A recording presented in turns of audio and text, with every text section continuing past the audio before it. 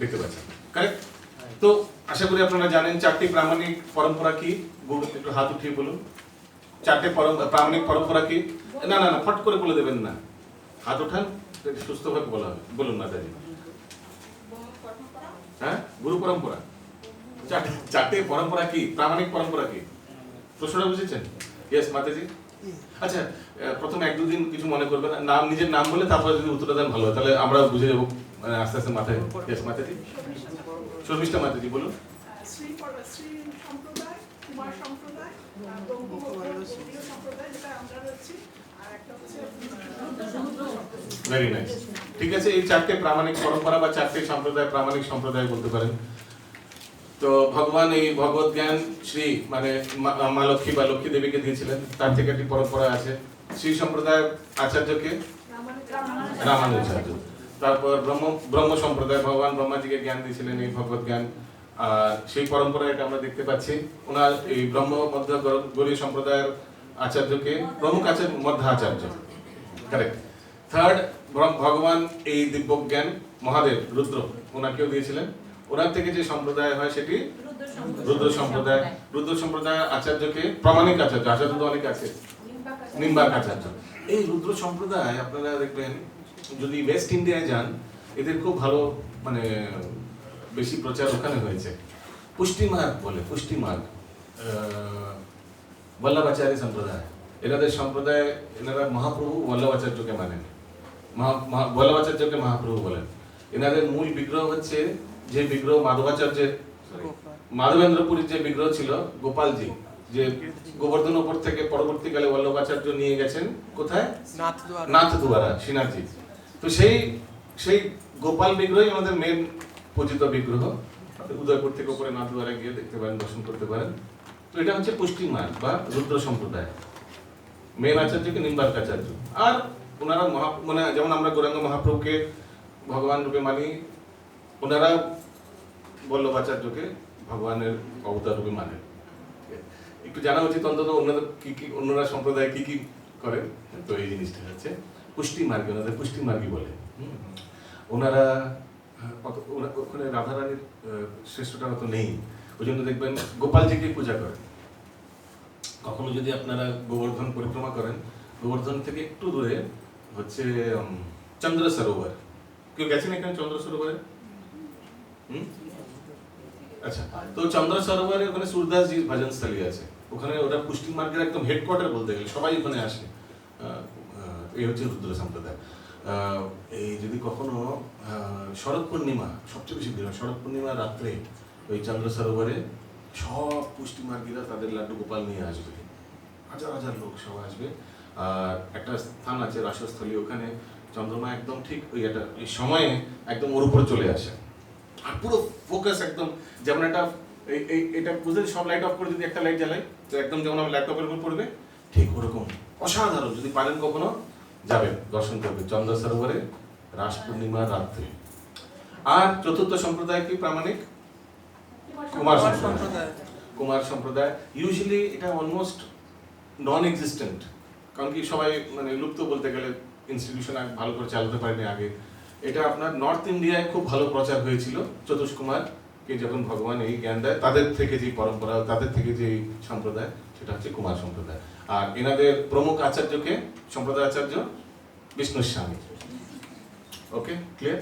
তো আবার ফেরত আসি, তো এখানে কি বলা হচ্ছে? আচ্ছা, এই চারটে সম্প্রদায়ের ব্যাপারে কারো কোনো প্রশ্ন আছে?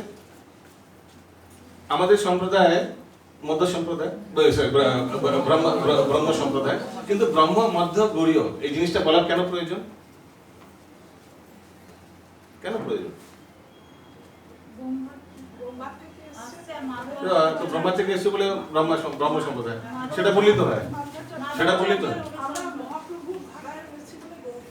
ঠিক আছে, তো মহাপ্রভু তো ব্রহ্মাজির সেই ধারায় রয়েছেন, তো ব্রহ্ম সম্প্রদায় বললেই তো হয়। কেন ব্রহ্ম মধ্য গৌড়ীয় সম্প্রদায় বলা উচিত? মানে টু বি প্রিসাইজ, মানে একদম যদি আপনি পুরো মানে জিনিসটাকে একদম পরিষ্কার রাখতে চান, তাহলে ব্রহ্ম মধ্য গৌড়ীয় সম্প্রদায় বললে ভালো হয়, মানে কোনো ডেভিয়েশন হবে না। কেন?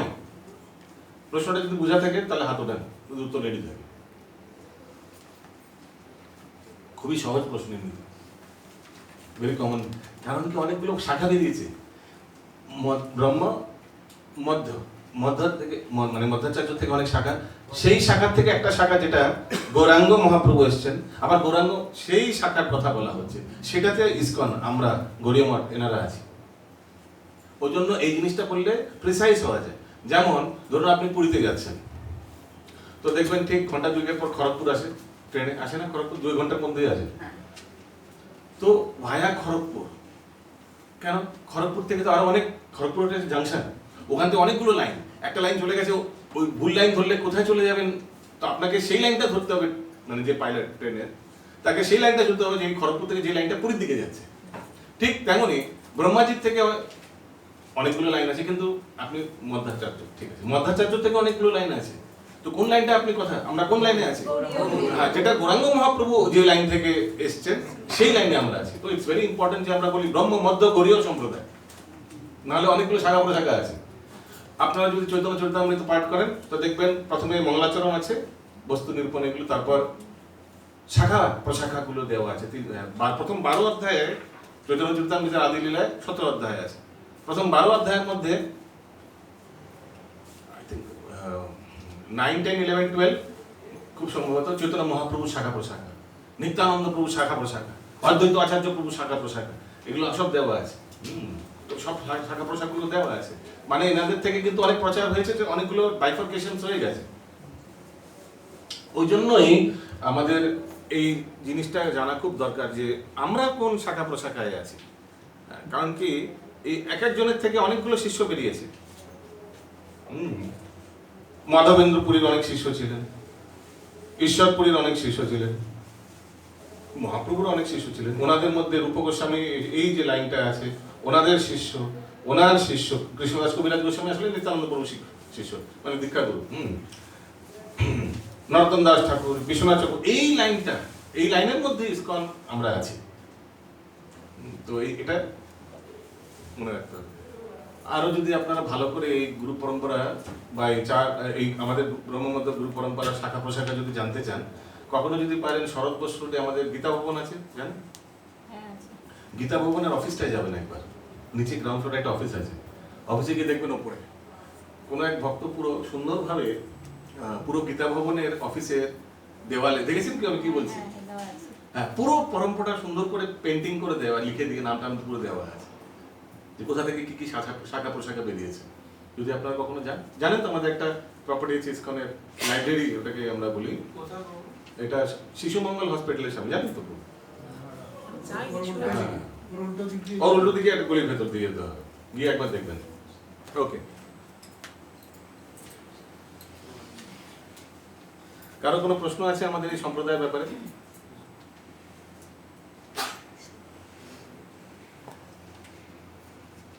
ওকে, প্রকৃতপক্ষে এই আন্দোলনের পিতা হচ্ছেন শ্রীকৃষ্ণ নিজেই, কারণ বহুদিন পূর্বে তিনি এই আন্দোলনটি শুরু করেন, কিন্তু গুরু পরম্পরা ধারায় আজকের মানুষের কাছে তা সুলভ হয়ে নেমে এসেছে। এই সম্পর্কে যদি আমরা কোনো কৃতিত্ব থেকে থাকে তবে সেটি আমার ব্যক্তিগত কৃতিত্ব নয়, তা আমার পরম আরাধ্য গুরুদেব ওম বিষ্ণুপাদ পরমহংস পরিব্রাজক আচার্য অষ্টোত্তর শত শ্রী শ্রীমৎ ভক্তি সিদ্ধান্ত সরস্বতী প্রভুপাদের কৃতিত্ব। এটা আমাদের শিল প্রভুপাদ বলছেন। এই বিষয়ে আমি যদি কোনো কৃতিত্ব থেকে থাকে, আমার যদি কোনো কৃতিত্ব থেকে থাকে, তবে সেটা শুধু এই জন্যই যে ভগবদ্গীতাকে আমি অবিকৃতভাবে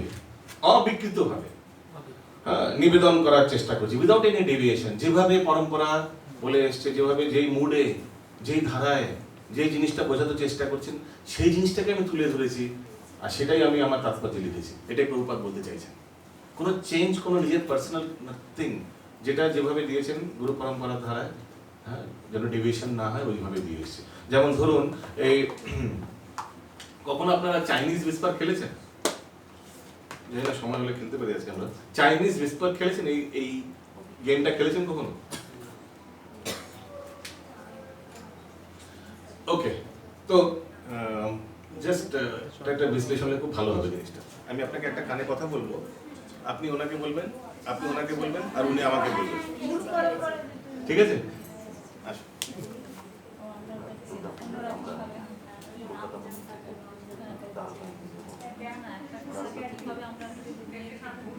ফ্লাইট বৃন্দাবনে নিয়ে যাবে আর ওখান থেকে আমরা জাহাজে করে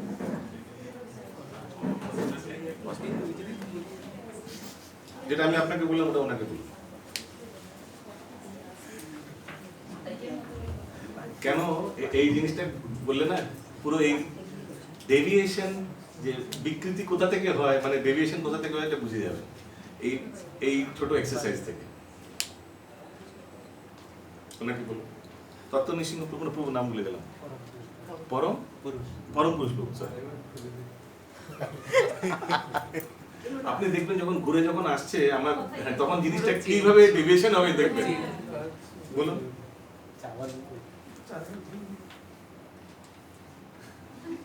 নতুন করে আমার দীক্ষা হচ্ছে।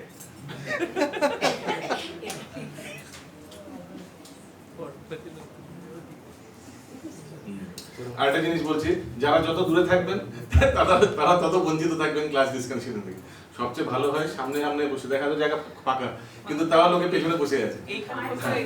সবচেয়ে বেশি ডেভিয়েশন তাদের হবে, ডেভিয়েশন বুঝতে পেরেছেন তো, মন এদিক ওদিক ওদিক ওদিক, মোবাইল দেখে নি, এটা দেখে নি, হোয়াটসঅ্যাপ চেক করে নি, এটা তাদেরই হবে যারা তত দূরে থাকবে। ঠিক আছে, আপনি তাও তো দেখতে পাচ্ছেন, বাকিরা এখানে জায়গা আছে তাও লোকে দূরে আছে। গড নোজ ভাই, আপনার কথা বলছি না, বাকিরা সামনে এসে বসুন না, জায়গা আছে, মাতাজিরা সামনে এসে বসুন, এখানে প্রভুরাও জায়গা আছে।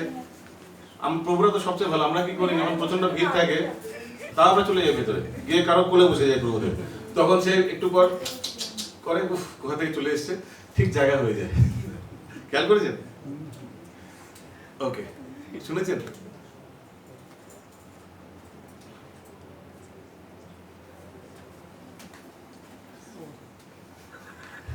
আচ্ছা বলুন কি শুনেছেন, তারপরে আমি বলবো আমি অরিজিনালি কি বলেছি ওনাকে, জোরে বলুন।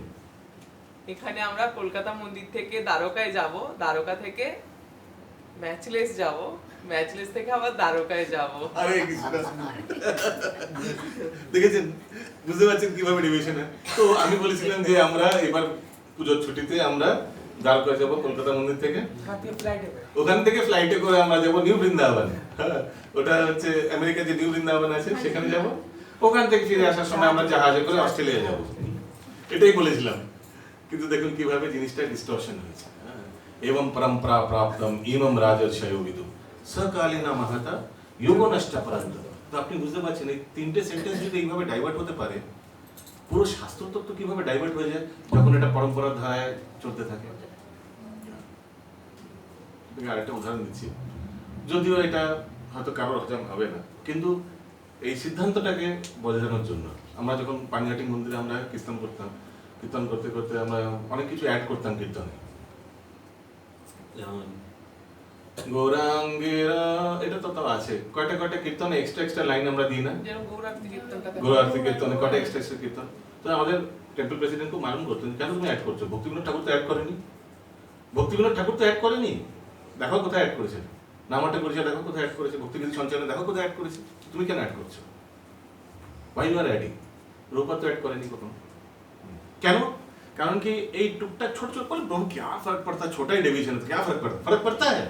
ওই ছোট ছোট ডেভিয়েশন পরবর্তীকালে আপনি কিছুটা অ্যাড করলেন, পরজন্ম আর নেক্সট জেনারেশন দু চারটে আরো অ্যাড করবে, এইভাবে অ্যাড করতে করতে মেইন জিনিসটাই আউট হয়ে যাবে পরবর্তীকালে। এরপরে যখন কেউ নামহট্ট লিখবে তখন সে হয়তো অ্যাড করলো এটা, এরপরে যখন রিভিশন হলো, নামহট্ট তো রিভিশন হতেই থাকবে না, নতুন প্রিন্ট আউট হবে, সে এটা অ্যাড করে নি। আমাদের মায়াপুর তো এটাই চলছে এখন, তো আরেকজন অ্যাড করে নেবে। আবার যখন জুহু টেম্পল, কারণ ওখানেও বিবিটি আছে, ওখানে যখন প্রিন্ট আউট হবে আরও এভিডেন্স, ওই জন্য ডিভিশন হতে হতে কখন ক্লাসটা কি হয়ে যাবে ভগবান জানে, যে মেন জিনিসটা লুপ্ত হয়ে যাবে। আরেকটা উদাহরণ দিচ্ছি, ধরুন কলকাতা থেকে একটা ফ্লাইট ছাড়লো, এটা ফ্লাইটটা যাচ্ছে বম্বে। সাধারণত কি হয়, ফ্লাইটটা পাইলট কি করে, এটা বুঝিয়েছিলাম এটা বলদিন, ধরুন এখান থেকে কলকাতা থেকে বম্বে 392 ডিগ্রি এইভাবে সেট করে দিল, সেট করে অটো মোডে দিয়ে দিল পাইলট, এবার কফি খেতে চলে, কোনো অসুবিধা নেই। অটো মোড বুঝতে পারছেন, অটো মোড কি, ফ্লাইটটা নিজেই যাবে 392.5 ডিগ্রিতে বম্বে কলকাতা থেকে। এখন ঘুরছে, মোবাইল হোয়াটসঅ্যাপ দেখছে, হোয়াটসঅ্যাপে অবশ্য কিছু থাকবে না কারণ নেটওয়ার্ক নেই, আর এমনি আলোচনা করছে সবার সঙ্গে, ঠিক আছে, প্লেন নিজে চলছে নিজের জায়গায়, এইভাবেই হয় সাধারণত। ধরুন পাইলট এটা সেট করার সময় 392.3 ডিগ্রি করে দিয়েছে, 5 টিপ থেকে 3 হয়ে গেছে, হতেই পারে। তারপরে সে ভাবলো ঠিক করার কি দরকার, 0.2 ডিগ্রি में क्या फर्क पड़ेगा, ভাবলো তো ঠিক আছে 392.3 ডিগ্রিতে প্লেনটা সেট করে দিল, চা খাচ্ছেন, 2 ঘন্টা হয়ে গেছে। আপনার কি মনে হয় সেই 0.2 ডিগ্রি 2 ঘন্টায় কি হয়ে যাবে জানেন? ফ্লাইট বম্বেতে না গিয়ে হয়তো পুনেতে চলে যাবে। তো আমি কেন বোঝাচ্ছি এগুলো? ওই জন্য ছোট ছোট ডেভিয়েশন থেকে পরবর্তীকালে যোগনষ্টা পরন্তপা, ওই জন্য ভগবদ গীতা ভগবানকে বারবার বলতে হয়, কিন্তু হ্যাঁ বিকজ সকালে না মহাতা যোগনষ্টা পরন্তপা, সময়ের প্রভাবে জিনিস বিকৃত হয়ে যায়। কিন্তু কিন্তু এখানে একটা কিন্তু আছে, যদি আমি এই চশমার বাক্সটা এইভাবে প্রভুকে দিলাম, প্রভু ওনাকে দিল, উনি ওনাকে দিল, উনি ওনাকে দিল, আর উনি আমায় দিল, চশমার পক্ষে কোনো পরিবর্তন হয় না। কেন? অ্যাজ ইট ইজ আপনি যেটা ছিলেন সেটাই দিয়ে দিলাম তোদের। ওই জন্য যদি অ্যাজ ইট ইজ আমরা এইভাবে পাস অন করি, ওই জন্য ভগবদ গীতা যথাযথ লেখার খুব দরকার ছিল। কিভাবে আমাদের আচার্যরা জিনিসটাকে এস্টাবলিশ করেছে সেটাকে যদি তুলে ধরি আর সেটাকে যদি আগে বাড়িয়ে যায়, তাহলে জিনিসটার মধ্যে কোনো পরিবর্তন আসবে না। তো মোমেন্ট কেউ কিছু ইনপুট দেয় তখনই পরিবর্তন হয়, আর এটা হয় ওই জীবের 4টে ত্রুটির জন্য। জীবের মধ্যে, প্রত্যেক জীবের মধ্যে 4টে ত্রুটি, এভরিবডি ওয়ান্টস টু কন্ট্রিবিউট কিছু। আমি একটা যেমন অনেক প্রচারকরা এসে ভাবে এবার আমি এসছি ইসকনে, এবার প্রচার করবো আর পুরো দুনিয়া উদ্ধার হয়ে যাবে, এবার আমি আমার নিজের স্টাইলে প্রচার করবো, এই করবো ওই করবো। কিছু করার দরকার নেই। সত্যি কথা বলতে প্রচারককে যেটা আমরা শিখেছি, যেটা শ্রবণ করছি, সেটাকে আগে বেরিয়ে দেওয়া উচিত। That is the process to repeat. অনেক ভক্তরা জিজ্ঞেস করে যে প্রভু এই উদাহরণগুলো তো আমরা শুনেছি অলরেডি ক্লাসে অনেকবার, প্রভুপাদ একটা জিনিসটা কতবার রিপিট করেছেন, কতবার এক একটা তত্ত্ব, এক একটা লাইন কতবার বারবার বারবার বারবার উদাহরণ দিয়েছেন। কেন? বিকজ রেপিটেশনে কিন্তু সিদ্ধান্ত এস্টাবলিশ হয়। রেপিটেশন পুরো একদম মাথার মধ্যে ঢুকে যাবে। সো এই জন্য এই সেম প্যারিটি রাখার জন্য, ইউনিফর্মিটি রাখার জন্য, যে কোনো আমাদের শাস্ত্রের মধ্যে যেন কোনো পরবর্তীকালে কোনো চেঞ্জেস না আসে, ওটার জন্য শিল প্রভুপাদ এখানে লিখছেন যে যদি আমার কোনো কৃতিত্ব থেকে থাকে, কারণ পুরোটাই দিচ্ছেন ওনার গুরুদেবের উপর, সেটা কি? সেটা হচ্ছে যে আমি দেখুন এখানে লিখেছেন, আমার এই ভগবদ গীতা যথাযথ নিবেদন করার আগে ভগবদ গীতা না না না না না, যদি আমার কোনো কৃতিত্ব থাকে, কিন্তু এই ভগবদ গীতা যথাযথ প্রকাশ করতে আমার এই যে প্রচেষ্টা, সেটি কেবল পরমেশ্বর ভগবান শ্রীকৃষ্ণের মহিমা প্রচার করবার প্রচেষ্টা। হ্যাঁ, এটা তো দেখুন, এই সম্পর্কে যদি আমার কোনো কৃতিত্ব থেকে থাকে, তবে সেটি আমার ব্যক্তিগত কৃতিত্ব নয়, আমার কর্মরত গুরুদেবের ও বিষ্ণুপাদ এক্সেট্রা, এই বিষয়ে যদি আমার কোনো কৃতিত্ব থেকে থাকে, তবে সেটি শুধু পেয়েছেন, সেটি এই জন্যই যে ভগবদ্গীতাকে আমি অবিকৃতভাবে নিবেদন করার চেষ্টা করছি, কোনো ডেভিয়েশন না। ওকে, আমার এই ভগবদ্গীতা যথাযথ নিবেদন করার আগে ভগবদ্গীতা যতগুলি অনুবাদ হয়েছে তার প্রায় সব কয়টি সংস্করণই গ্রন্থকারের ব্যক্তিগত উচ্চাভিলাষ চরিতার্থ করবার উদ্দেশ্যে প্রকাশিত হয়েছে। এর আগে অনেকগুলো ভগবদ্গীতা লিখেছেন আলাদা আলাদা, মানে ভগবদ্গীতা লিখেছেন মানে টিকা লিখেছেন, কিন্তু সবার পার্সোনাল এজেন্ডা থাকে। আমি একটি পার্সোনাল এজেন্ডার আপনাদের উদাহরণ দিচ্ছি, বা আপনাদের কারো কিছু জানা আছে পার্সোনাল এজেন্ডা? কোনো ব্যক্তি যিনি ভগবদ্গীতার টিকা লিখেছেন, তার কোনো ব্যক্তিগত উদ্দেশ্য, কোনো একটা উদাহরণ যদি দিতে পারেন, এইভাবে উনি টিকাটা লিখেছেন নিজের পার্সোনাল এজেন্ডা পূর্ণ করার জন্য। প্রশ্নটা বোঝা গেল? কিন্তু হ্যাঁ, নাম দিলে হবে না, উদাহরণটা দেখাতে হবে। Show main example. Radhakrishna, doctor Radhakrishna উনি তো পলিটিশিয়ান ছিল, ওনার কোনো ব্যাখ্যার মধ্যে কোনো কিছু আছে যেটা আপনি বলতে পারেন যে দেখুন এইভাবে লিখেছেন, এই জন্য। প্রশ্নটা বুঝে গেল? Can you show me a deviation? মানে নিজের উদ্দেশ্য সাধন করার জন্য জিনিসটাকে টুইস্ট অ্যান্ড টার্ন করানো।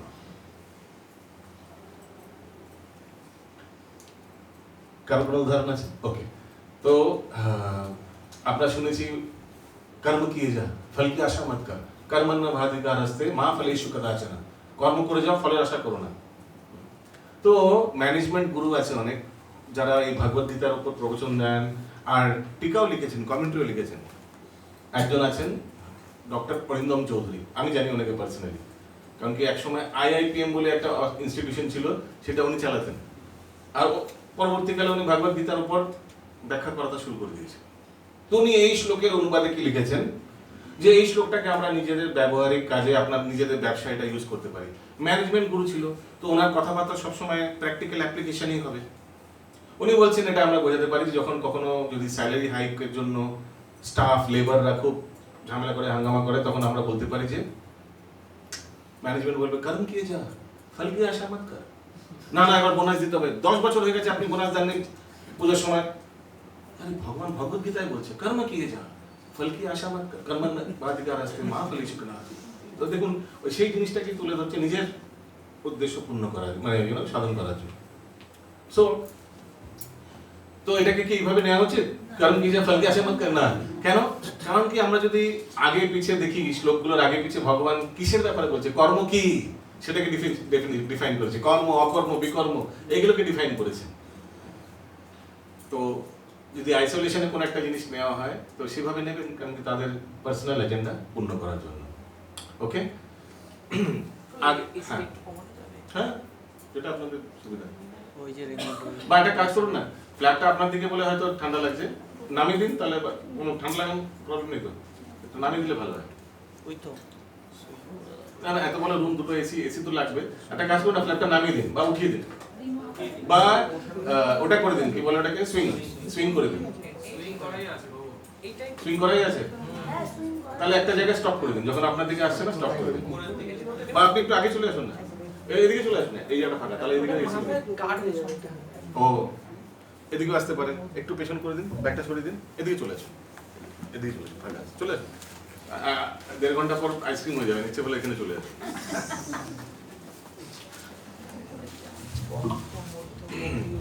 ইয়েস, পরমেশ্বর ভগবান মহিম। আচ্ছা আগে দেখুন, আচ্ছা এই বিষয়ে আমি একটা নোট লিখেছি, দেখি কি নোট লিখেছি। তো দেখুন যেভাবে শিলা প্রভুপাদ নিজের গুরুদেবকে বারবার কৃতিত্ব দিচ্ছেন, যে যদি সেটা আমার ব্যক্তিগত কৃতিত্ব নয়, আমার পরমারাধ্য গুরুদেবের কৃতিত্ব, ঠিক তেমনই দেখবেন প্রত্যেক আচার্যরা গ্রন্থ লেখার আগে, টিকা লেখার আগে, বা গ্রন্থ লেখার আগে বা গ্রন্থ লেখার মাঝখানেও দেখবেন তাদের গুরুদেবের সবসময় কৃতিত্ব দিচ্ছেন। যেমন আমি উদাহরণ লিখেছি, শ্রীল কৃষ্ণদাস কবিরাজ গোস্বামী প্রত্যেক অধ্যায়ের পরে শেষ করছেন শ্রীরূপ রঘুনাথ পদে যার বাস, চৈতন্য চরিতামৃত কহে কৃষ্ণদাস। যার থেকে এই জ্ঞান লাভ করেছেন কৃষ্ণদাস কবিরাজ গোস্বামী, ওনার কৃতিত্ব বারবার প্রত্যেক অধ্যায়ের পরে দিচ্ছেন। ঠিক তেমনি বৃন্দাবন দাস ঠাকুর চৈতন্য ভাগবতে লিখেছেন, শ্রীকৃষ্ণ চৈতন্য নিত্যানন্দ চন্দ্র জানো, বৃন্দাবন দাস তছু পদ যুগ গান।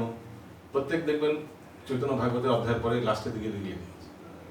তো গুরুদেবকে সবসময় অলওয়েজ গুরুদেবকে কৃতিত্ব দিচ্ছেন। এই বিষয়ে আমরা দেখতে পাবো পরবর্তীকালে শিল প্রভুপাদ হট পটেটোর এক্সাম্পল দেয়। আমরা ওখানে এখন বেশি ঢুকবো না। হট পটেটো জানেন কিনা জানি না, হট পটেটো ঠিক আছে, এটা পরবর্তীকালে আমরা দেখবো। ভূমিকাটা মেইনলি দেখবেন যত তত্ত্ব আছে ভগবত গীতায়, সেই তত্ত্বর সংক্ষেপে ভূমিকায় দেওয়া আছে। যত তত্ত্ব, নির্বিশেষবাদীর তত্ত্ব পাবেন এখানে, এখানে মায়াবাদীর তত্ত্ব পাবেন, এখানে গুরু কে নয় সেই তত্ত্ব পাবেন, এখানে জীব আর ভগবানের পার্থক্য তত্ত্ব, অল তত্ত্বস ইন জিস্ট এই ভূমিকায় দেওয়া আছে। ওকে, আরেকটা পয়েন্ট ছিল এখানে, কর্মা কি যাহা, ওটাই আমি আপনাদের বললাম। এরপরে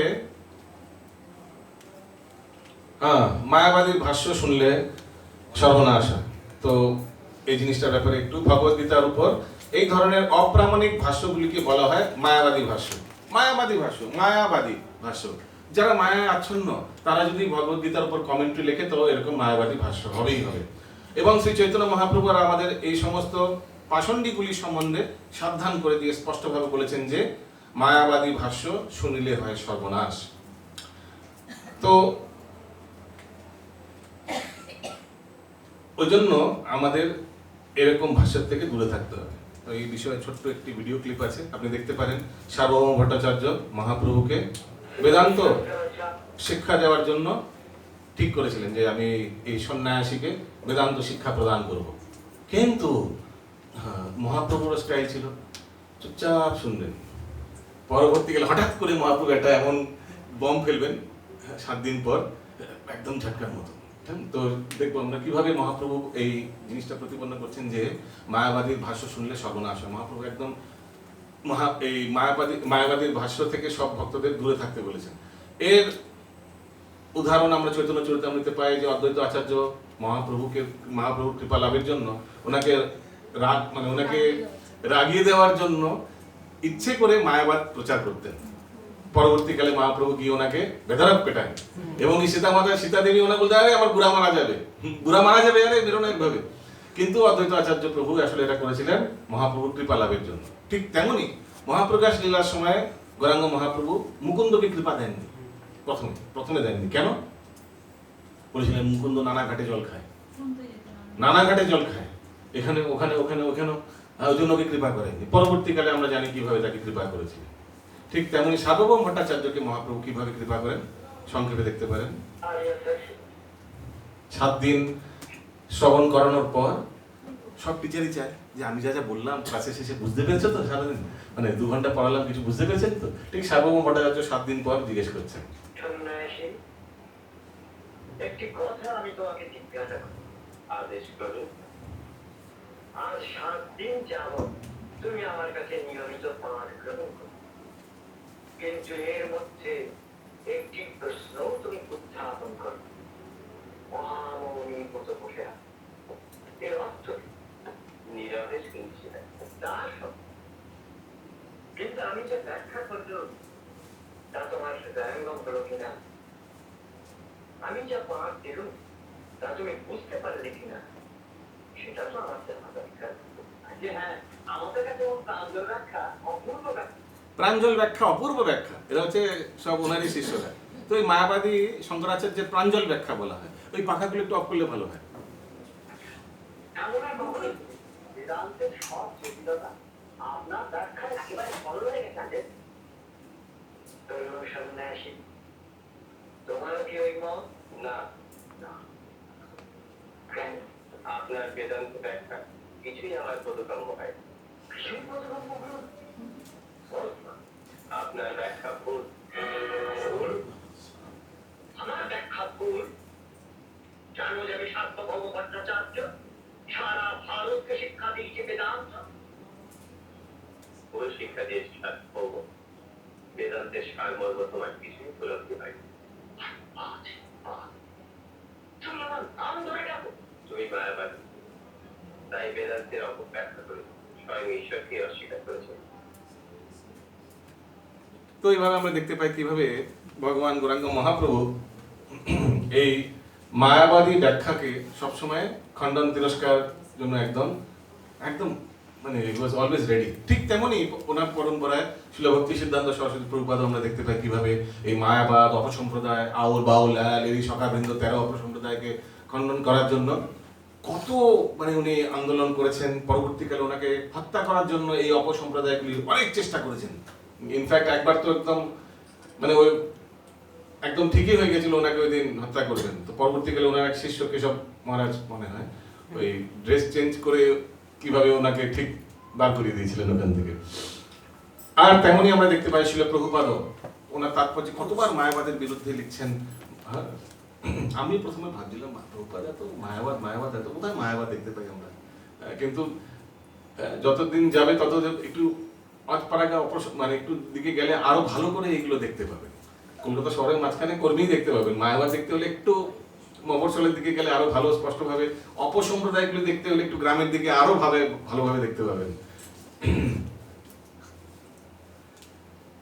আগে বলছেন যে ভগবদ্গীতার ভ্রান্ত পাঠক অবশ্যই পারমার্থিক জীবনে পথভ্রষ্ট হয়ে পড়বে এবং ভগবানের কাছে ফিরে যেতে অক্ষম হবে এই মায়াবাদের ভাষ্য শুনলে। যেই উদ্দেশ্য সাধন করার জন্য ব্রহ্মা প্রতিদিন একবার, অর্থাৎ প্রতি এই ফিগারটা দেখছেন বৎসরে ভগবান শ্রীকৃষ্ণ এই পৃথিবীতে অবতরণ করেন, সেই উদ্দেশ্যকে অনুপ্রাণিত করে বদ্ধ জীবদের পথ প্রদর্শন করার জন্য এই ভগবদ্গীতা যথাযথ প্রকাশিত হয়েছে। তো ভগবানও মাঝে মাঝে অবতরণ হচ্ছেন কেন? জীবদের উদ্ধার করার জন্য। ঠিক তেমনি ভগবদ্গীতা ভগবান কিভাবে জীবদের উদ্ধার করছেন? ভক্তদের পাঠিয়ে, শাস্ত্র পাঠিয়ে বা শাস্ত্র ব্যাখ্যা করে, বা কখনো কখনো নিজে নিজে স্বয়ং আসছেন অবতরণ হওয়ার জন্য। তো নিজে কখন আসছেন? আমরা জানি ব্রহ্মার প্রত্যেক দিনে একবার করে আসছেন ভগবান। কোন মনুর কোন কোন মনুতে আসছেন? সপ্তম মনুর সপ্তম মনু অষ্টবিংশতি 28 চতুর্যুগে দাপরের শেষে বলি। দাপরের শেষে। তো ভগবান স্বয়ং ভগবান শ্রীকৃষ্ণ অবতরণ হচ্ছেন। হরে কৃষ্ণ। কারো ঘুম টুম পেলে প্লিজ উঠে দাঁড়িয়ে ক্লাস শুনুন, নাহলে এত কষ্ট করে এসছেন সময় অপচয় হবে, ঠিক না? যদি কারো ঘুম আসতেই পারে, এটা কোনো মানে কেউ মন খারাপ করবে না যে আমার ঘুম চলে এসছে, কি অন্যায় হয়ে গেল, এটা আমাদের হাতে নেই। তো আসতে পারে, কোনো অসুবিধা নেই। আমরা ভাগবতম ক্লাসে যখন আমরা সকালবেলা ক্লাস করি, ঘুম আসতেই পারে, আসলে উঠে দাঁড়িয়ে গেলে ঘুম সাধারণত হয় না, অনেকে আবার দাঁড়িয়ে দাঁড়িয়ে ঘুমায়। হ্যাঁ, তো তো এই জন্য ভগবদ গীতাও এটি একটি মাধ্যম জীবদের উদ্ধার করার। যেমন ভগবান অবতরণ হচ্ছেন, অবতরণ হলে কি হয়, লাভটা কি করে, জীব উদ্ধার হয়। ভগবান অবতরণ হলে জীব উদ্ধার হয় কি করে? ভগবান অবতরণ হলে লীলা করবেন, সে লীলা লোকে শুনবে, শ্রবণ করবে, সেটার ব্যাপারে চিন্তন করবে, সেটার ব্যাপারে ড্রামা হবে, কত কিছু হবে। ভক্তরা তো অনেক কিছু করে ফেলে, সেই কীর্তন হবে, ভজন হবে, সেই লীলার উপর বেসিস করে, হয় না? ভগবান ধরুন নৃসিংহ অবতার নিয়েছেন হিরণ্যকশিপুকে বধ করার জন্য, এটা তো এমনি বধ করতে পারতেন, কাউকে পাঠিয়ে বা চোখ বন্ধ করলেন, ওখান থেকে হিরণ্যকশিপুর হার্ট অ্যাটাক হলে মারা গেল, হতে পারে না? করেছেন এইভাবে? না। ভগবান রামচন্দ্র রাবণকে মারার জন্য কি দরকার ছিল? সব বানর সেনাকে বলতে পারো রাবণ মারা গেল, কি করে? বলে আমি হার্ট অ্যাটাক দিয়ে দিয়েছি। তাহলে আমরা কি করবো? বলে এবার বাড়ি চলে যাও। বাড়ি চলে যাবো? আরে আমরা সব এসেছি আপনাদের জন্য, ব্রিজ বানাবো, শ্রীলঙ্কায় গিয়ে ফাইট হবে, তো ভক্তদের এনগেজ করার জন্য। কেন? কারণ কি ভক্তদের ভক্তিতে এনগেজ করালে তাদের উদ্ধার হবে। তো ওই জন্য ভগবান অবতরণ হন, বিনা কুছ কিয়ে হয়ে জিনিসটাকে প্রথমে গড়বড় করে দেন, তারপরে সেই জিনিসটাকে আবার ঠিকঠাক করে। এই লীলা শুনতে শুনতে আমাদের উদ্ধার হয়ে যায়। যেমন আমি বলছিলাম, এর উপর কীর্তন হবে, ড্রামা হবে, এই হবে, ওই হবে, ফেস্টিভ্যাল হবে, আমরা ডান্স করবো, প্রসাদ পাবো, এই করতে করতে ভক্ত সঙ্গ হবে, আর আমরা উদ্ধার হয়ে যাবো। তো এইভাবে ঘুরিয়ে ফিরিয়ে উদ্দেশ্য ঠিক তেমনই Bhagavad Gita another instrument for lord. Bhagavad Gita কত 40 না 45 মিনিটে বলা হয়েছে, আমরা শুনেছি ওখানে অর্জুনকে, 42 মিনিটস না 45 মিনিটসে। যদিও আমরা যখন এটাকে রিসার্চ করি 2-3 ঘন্টা তো লেগেই যায়, আমরা যখন পাঠ করি 2-3 ঘন্টা 700 শ্লোক তো লেগেই যায়। কিন্তু উদ্দেশ্য কি? কেউ বলবে অর্জুনকে উদ্ধার করার জন্য। অর্জুন কি? পাণ্ডবরা শুদ্ধ ভক্ত, কি উদ্ধার করবেন শুদ্ধ ভক্তকে? এমনিতে উদ্ধার হয়ে গেছে, ঠিক না? তো আসলে কাউকে তো একটা নিতে হবে, একটা ইন্টারভিউর জন্য কেউ তো একটা মানে বালিকা বাকরা বা কাউকে তো একটা নিতে হবে, তো ওই জন্য অর্জুনকে নেওয়া হয়েছে। তো কেউ প্রশ্ন করতে পারে তখন, শুদ্ধ ভক্তকে নিল কেন? আপনি বলছেন পাণ্ডবরা শুদ্ধ ভক্ত, তো শুদ্ধ ভক্তকে নিল কেন? প্রচার করার জন্য, ভগবদ গীতার জ্ঞান দেওয়ার জন্য। তো কাকে নেবে বুঝতে হবে। ধরুন কোনো কাউকে, ধরুন কোনো মদতির রোলে, ড্রাঙ্কার রোলে যদি কোনো দরকার হয় স্টেজে, তো সত্যি সত্যি কি মদতিকে নেবেন? কেন? সে কি করবে ভগবান জানে, যে রোলটা সে কি করবে কোনো গ্যারান্টি নেই, ঠিক না? তো কি করবেন? তো আমরা কি করি, একটা নর্মাল লোককে নিই, কিন্তু সে একটু অ্যাক্টিং করে যে মদ খেয়েছে, ঠিক না? ঠিক তেমনই অর্জুন ভগবানের শুদ্ধ ভক্ত, কিন্তু ওখানে ওনাকে একটু মায়ায়, যোগমায়া দিয়ে একটু আচ্ছন্ন। যোগমায়া কেন? কারণ কি শুদ্ধ ভক্ত। যদি বাহার কা আদমি হতা তো মহামায়া, কিন্তু ভক্ত বলে যোগমায়া দিয়ে ওনাকে একটু ঢেকে রেখেছেন। তো উনি প্রশ্ন করছেন, আচ্ছা না আমি যুদ্ধ করবো না। কেন করবেন? না আমার সব জানাশোনা লোক, ঠিক না? এইভাবে একটু এইভাবে করবেন তো, আর ভগবান সেগুলোর উত্তর দেবেন একটা একটা করে। আর উদ্ধার কে হবে? আমরা সবাই। কারণ কি অর্জুন তো অলরেডি উদ্ধার হয়ে গেছে না, তো ঠিক তেমনি প্রভুপাদ এই প্রসঙ্গে আরেকটি উদাহরণ দিচ্ছেন, সেটা হচ্ছে কি ঝিকে বউকে, ঝিকে মেরে বউকে শেখানো, বৌমাকে শেখানো না, বৌমাকে নাকি বউকে, আমি জানি বৌমাকে, আচ্ছা বউ মানে বউকে, ঠিক আছে। তো এটা ঠিক এরকমই ধরুন নতুন নতুন বিবাহিত করে বৌমা বাড়িতে এসছে, বৌমা একদম শিক্ষিত, আর যদি কখনো কিচেনে ঢোকেনি, শিক্ষিত কিচেনে ঢোকেনি, পড়াশোনা করছে সারাদিন, তো এখন নতুন বৌমা এসে সবাইকে দেখাতে, আত্মীয় স্বজনদের সবাইকে ডেকে এখন বৌমার হাতে রান্না খাওয়াবে। এদিকে শাশুড়ি মা আগে থেকে রান্না করে রেখে দিয়েছে কিচেনে, তুমি গিয়ে শুধু দিয়ে এসো বাস, ঠিক আছে? হ্যাঁ ঠিক আছে। তো নতুন বৌমাকে সবাইকে দেখানোর জন্য সবাইকে নিমন্ত্রণ করেছে, সবাই রেডি, ডাইনিং টেবিলে বসে আছে। বৌমা, তো বৌমা এখন প্লেট বাড়বে, কখনো কখনো পরিবেশনও করিনি। কি করবে? তো বৌমা এত করে সবজিটা নিচে মাঝখানে রেখেছে আর একটু করে রাইস নিয়ে সাইডে রেখেছে। জানে না কখনো মানে পরিবেশন করেনি। কি হওয়া উচিত ছিল? রাইসটা সবজি কিন্তু জানি না কখনো এত সবজি মাঝখানে রেখেছে আর রাইসটা আস্তে একটু করে দিয়ে দিতে গেছে। শাশুড়ি মা জানিস সর্বনাশ কি দিল, সবাইকে পরিবেশন করেছে, এতগুলো করে সবজি একটু একটু করে রাইস দিয়েছে। তো এখন যদি বৌমাকে বকে তাহলে কি হবে? পরের ফ্ল্যাটে ঠিক না? তো ওই জন্য ঝিকে বকছে, আরে তোমার কোনো বুদ্ধি নেই, হ্যাঁ মাঝখানে রাইস দাও, সাইডে একটু একটু করে সবজি দাও, তুমি কি করছো? এতগুলো সবজি, সবগুলো সবজি একদম পুরো ভরে দিয়েছো, সাইডে একটু করে রাইস আর রুটি দিয়ে দিয়েছো, যাও এটা চেঞ্জ করে নিয়ে আসো। কাজের লোক ভাবছে রে আমায় বলে বলে দিল, আমি কিছু করলাম না, আমায় এত কিছু শুনিয়ে দিল। হ্যাঁ, তো ঠিক আছে, মন খারাপ করে কাজের লোক কিচেনে ঢুকেছে, সাথে সাথে শাশুড়ি মাও ভেতর ঢুকে গেছে, কাজের লোক ছেড়ে দিলে আবার আরো অসুবিধা হবে। তো শুরু বলে, হ্যাঁ তোমায় কিছু বলে মনে করো না কিছু। হ্যাঁ, তখন বৌমাকে কিছু বলা যাবে না, কাজের লোকও কিছু বলা যাবে না, তখন শাশুড়ি মা নিজেই এটাকে ঠিক করে। তো বলার জিনিসটা কি, বলাটা উচিত ছিল, হ্যাঁ বলাটা উচিত ছিল, বকাটা উচিত ছিল, yes it was necessary to chastise. কিন্তু তেমনি এই ভগবদ্গীতায় অর্জুনকে বকে ঠকে, আরে তুই মূর্খ, নপুংসক, বড় বড় বাদ করতে হো, এমনিতে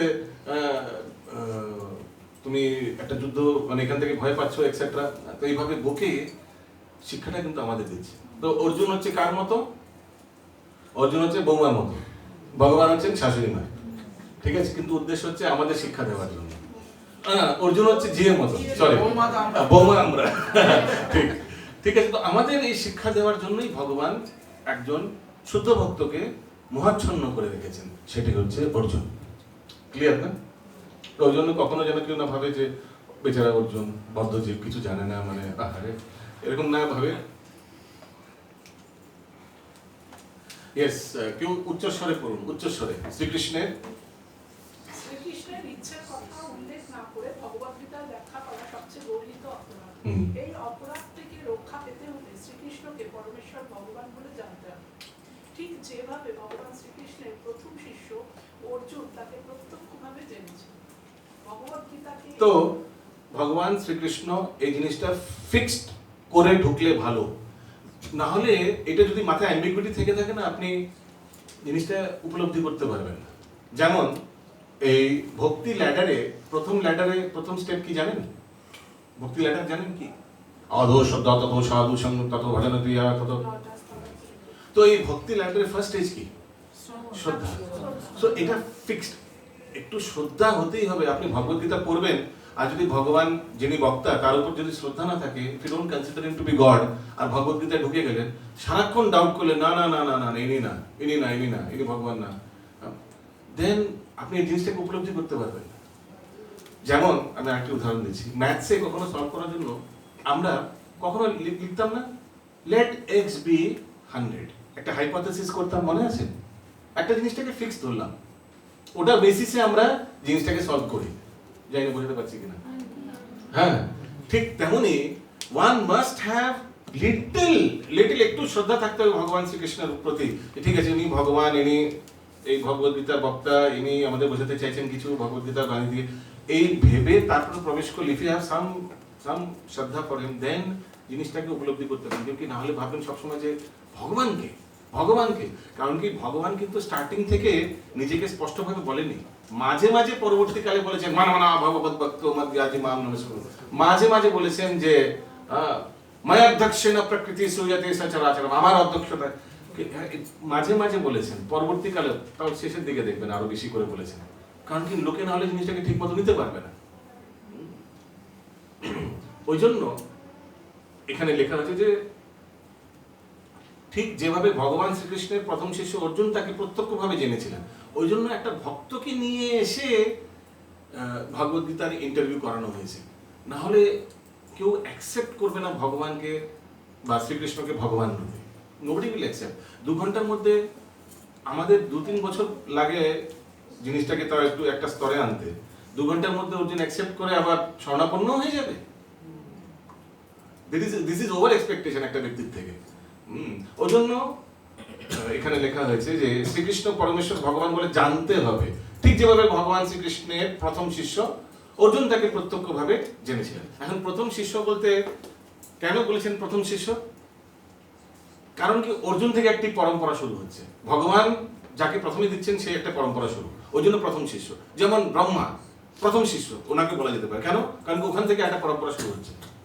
অর্জুনের পরম্পরার ব্যাপারে কোনো জায়গায় কোনো কিছু উল্লেখ নেই, যদিও মানে অর্জুন আবার কাকে এগুলো সেটা কিছু দেওয়া নেই। হরে কৃষ্ণ, সূর্যদেবকে তো প্রথমে দিয়েছে ওনাকেও দিয়েছেন এবং ব্যবস্থা, তো সূর্যদেবকেও এই জ্ঞান দিয়েছেন, কিন্তু ওখান থেকে কোনো পরম্পরা হয়েছে কিনা কিছু শুধু লিখেছেন কি সূর্যদেব এটা ওনার পুত্র স্বয়ংভূ মনুকে দিয়েছেন, কিন্তু কিন্তু সেই পরম্পরা কোথায় গিয়ে পৌঁছেছে সেটার কোনো কিন্তু কোথাও উল্লেখ নেই।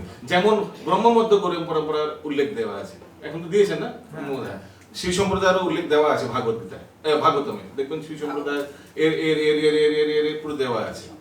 হ্যাঁ, তো অন্যান্য সম্প্রদায় দেওয়া আছে, কিন্তু এই অর্জুনের কি হলো এরপরে, বা সূর্যদেব কাকে কাকে দিল, ওনারা কাকে দিয়েছেন, ওখানে কি সেটার ব্যাপারে কোনো জায়গায় উল্লেখ তো নেই। ওকে, কিন্তু এই চারটেকে প্রামাণিক বলা হয়েছে ওই জন্য, কারণ কি এমনও হতে পারে লুপ্ত হয়ে গেছে, এমন হতে পারে সেই সম্প্রদায় লুপ্ত হয়ে গেছে, জরুরি নেই। যেমন আমি বলছিলাম কুমার সম্প্রদায় এখন কোথায় দেখাই যায় না, বিষ্ণু স্বামীর অনুগামীরা দেখাই যায় না। শিব সম্প্রদায় দেখা যায়, সাউথ ইন্ডিয়া গেলে দেখতে পাবেন শিব সম্প্রদায়, রুদ্র সম্প্রদায় ওয়েস্ট ইন্ডিয়াতে গেলে দেখতে পাবেন, আর ব্রহ্মমধ্যগুরু সম্প্রদায় তো ছিল প্রভুপাদের কৃপায় সারা পৃথিবীতে দেখতে পাবেন। ওকে, আর কারো কোনো প্রশ্ন আছে? আগে কৃষ্ণ ভাবনামৃত আন্দোলন বলুন মাতাজি। কৃষ্ণ ভাবনামৃত আন্দোলনে মানব সমাজের পক্ষে অপরিহার্য, যেহেতু তার জীবনে সর্বোচ্চ পূর্ণতা প্রদান করে। সেটি কিভাবে সম্ভব তা সম্পূর্ণভাবে ভগবদ গীতায় ব্যাখ্যা করা হয়েছে।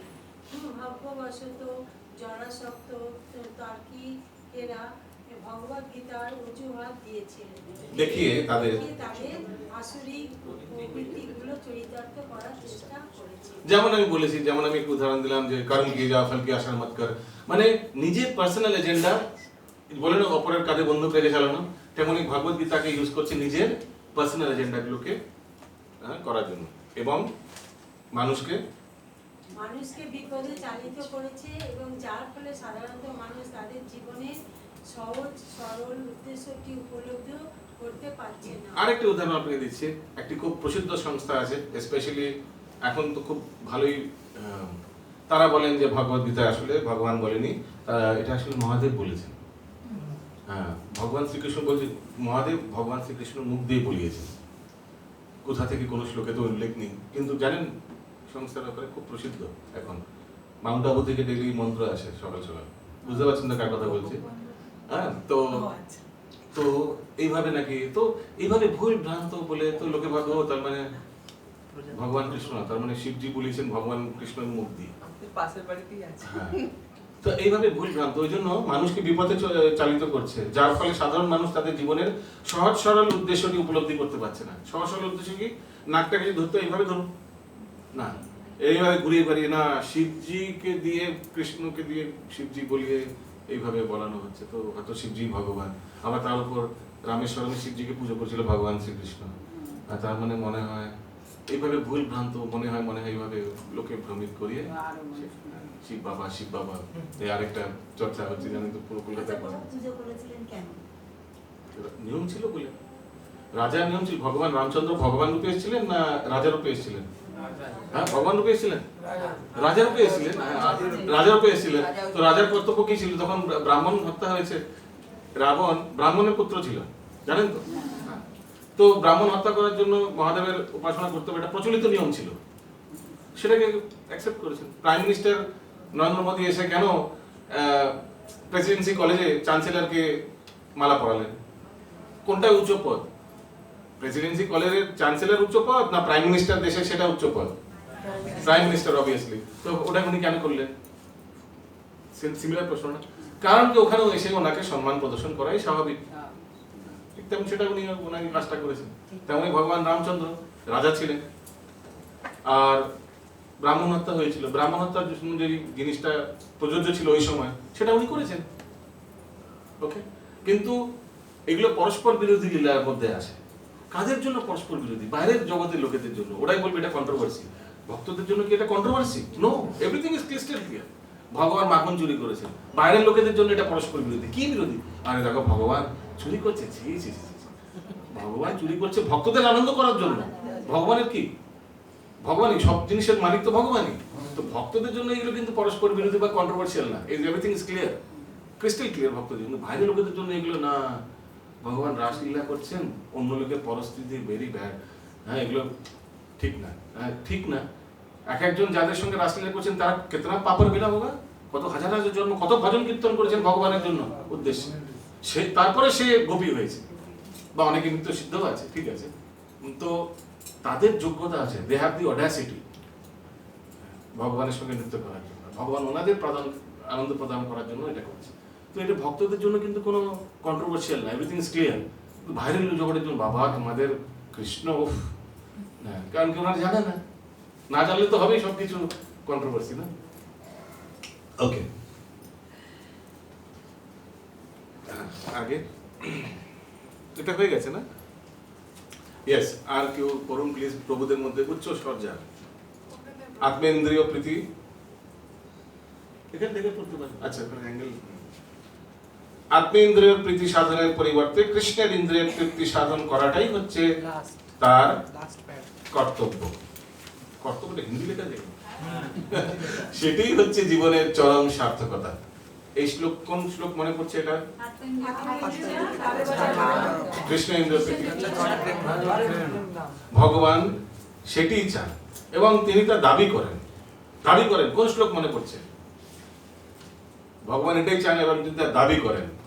মান মানা ভগবান ভক্ত, আমার পুজো করো, আমার প্রণাম করো, এটসেট্রা, ঠিক না? ভগবত গীতার এই মূল ভাবটি উপলব্ধি করতে হবে। আমাদের এই কৃষ্ণ ভাবনামৃত আন্দোলন সমস্ত জগৎ জুড়ে ভগবত গীতার এই মূল ভাবটি শিক্ষা দিচ্ছে, এবং আমরা যেহেতু ভগবত গীতা যথাযথ মূল ভাবটির কদর্থ করছি না, তাই যে সমস্ত মানুষ ভগবত গীতা অধ্যয়ন করে ঐকান্তিক ভাবে উপকৃত হতে চান, ভগবানের প্রত্যক্ষ নির্দেশনায় ভগবত গীতাকে যথাযথভাবে উপলব্ধি করার জন্য তাদের অবশ্যই কৃষ্ণ ভাবনামৃত আন্দোলনের সহায়তা গ্রহণ করতে হবে। তাই আমরা আশা করি যে এই ভগবত গীতা যথাযথ পাঠ করে মানুষ পরম লাভবান হবে, এবং যদি একজন মানুষ ভগবানের শুদ্ধ ভক্তি পরিণত হতে পারে, তাহলে আমাদের এই প্রচেষ্টা সার্থক বলে মনে করব। শ্রীল প্রভুপাদ বলতেন যে একটা ভক্ত বানানোর জন্য কত গ্যালন খুন রক্ত দিতে হয়? গ্যালন না লিটার বলেছিলেন? গ্যালন বলেছিলেন না? 20 গ্যালন না কত বলেছিলেন একটা ভক্তকে বানানোর জন্য। তো ওই জন্য যদি আমাদের গীতা পড়ে কেউ ভক্ত হন, অনেকে আছে যারা এই গীতা পড়ে এই ইসকনে যোগদান করে, অনেকে আছে এর মধ্যে।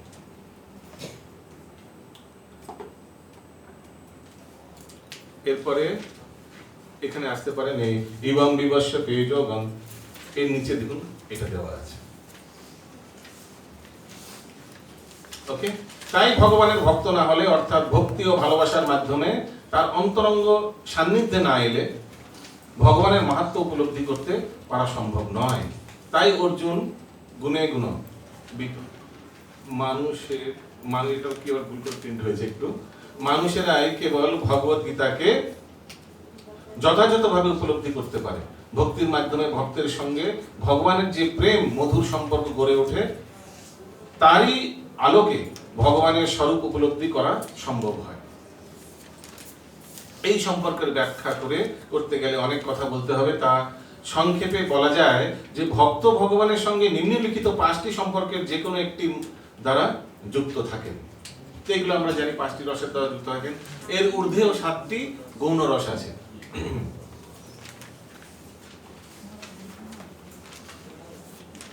আরেকটা জিনিস আপনাদের বলতে ভুলে গেছি, তাও আমি এখনো বলা যেতে পারে, কোনো ব্যাপার না। তো এই ভগবদ্গীতা ভূমিকার উপর আপনাদের একটি কম্পালসারি কোয়েশ্চেন আছে, আপনারা সবাই জানেন হয়তো। সেটি হচ্ছে ওপেন বইয়ে, মানে খুলি কিতাব,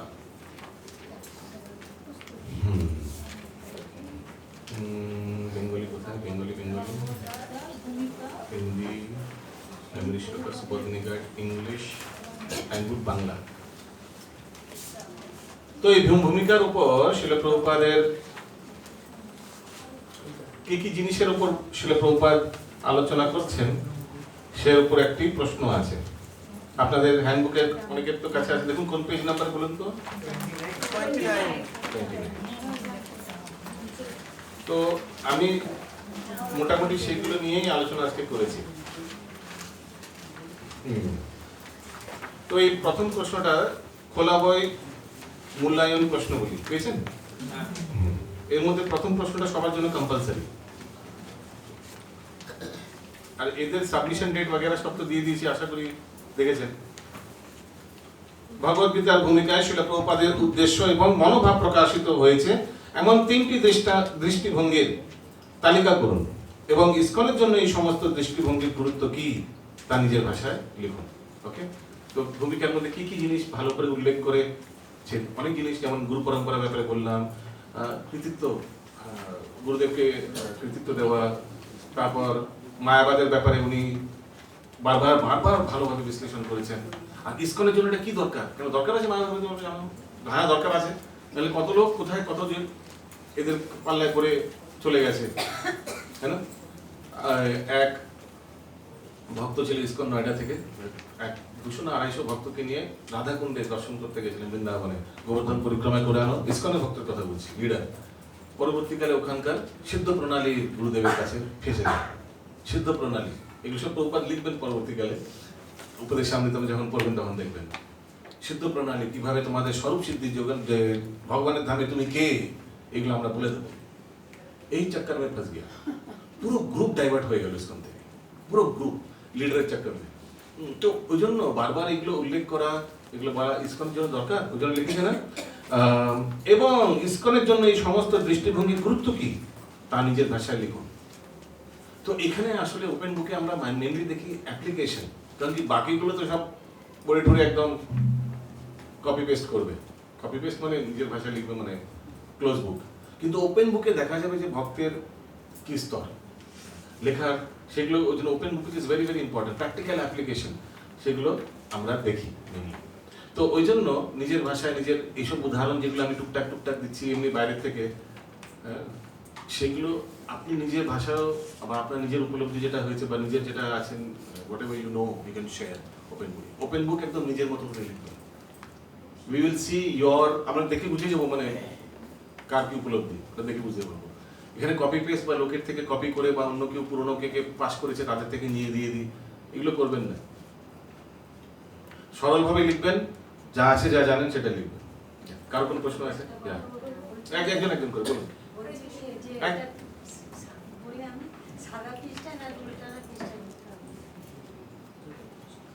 আমার কোনো যায় আসবে না, যেন হ্যান্ড রাইটিং হয়, লেগ রাইটিং যেন না হয়, বাস আর কিছু না। বোঝা গেল কি বলতে এলাম? সাদা পেজে লিখুন, ভুল টানায় লিখুন, আমি যেন পড়তে পারি, বাস আর কিছু না। এটাই আমার বক্তব্য। টাইপও করে লিখতে পারেন, অনেক টাইপে লিখতে পারেন, যা ইচ্ছা করতে পারেন। দেওয়া আছে না, আই থিঙ্ক 700 এখন দেওয়া আছে, দেখে নেবেন, এখানে দেওয়া আছে। বা উনি বলেছিলেন না তো কোঅর্ডিনেটর আমাদের, যা ওটা দেখে নেবেন, যেটা বলা হয়েছে সেটাই। এই রে, এখন সবগুলো রিপিট করতে বলছেন না? হরে কৃষ্ণ, এতগুলো লোক আছে, তারা করে দেবে, জিজ্ঞেস করুন। কবে পরীক্ষা, সব তো টেবিল দেওয়া হয়েছে, দেখুন একটা টেবিল দেওয়া হয়েছে, ওর মধ্যে পরীক্ষার ডেটও সবকিছু একদম মেনশন করা আছে।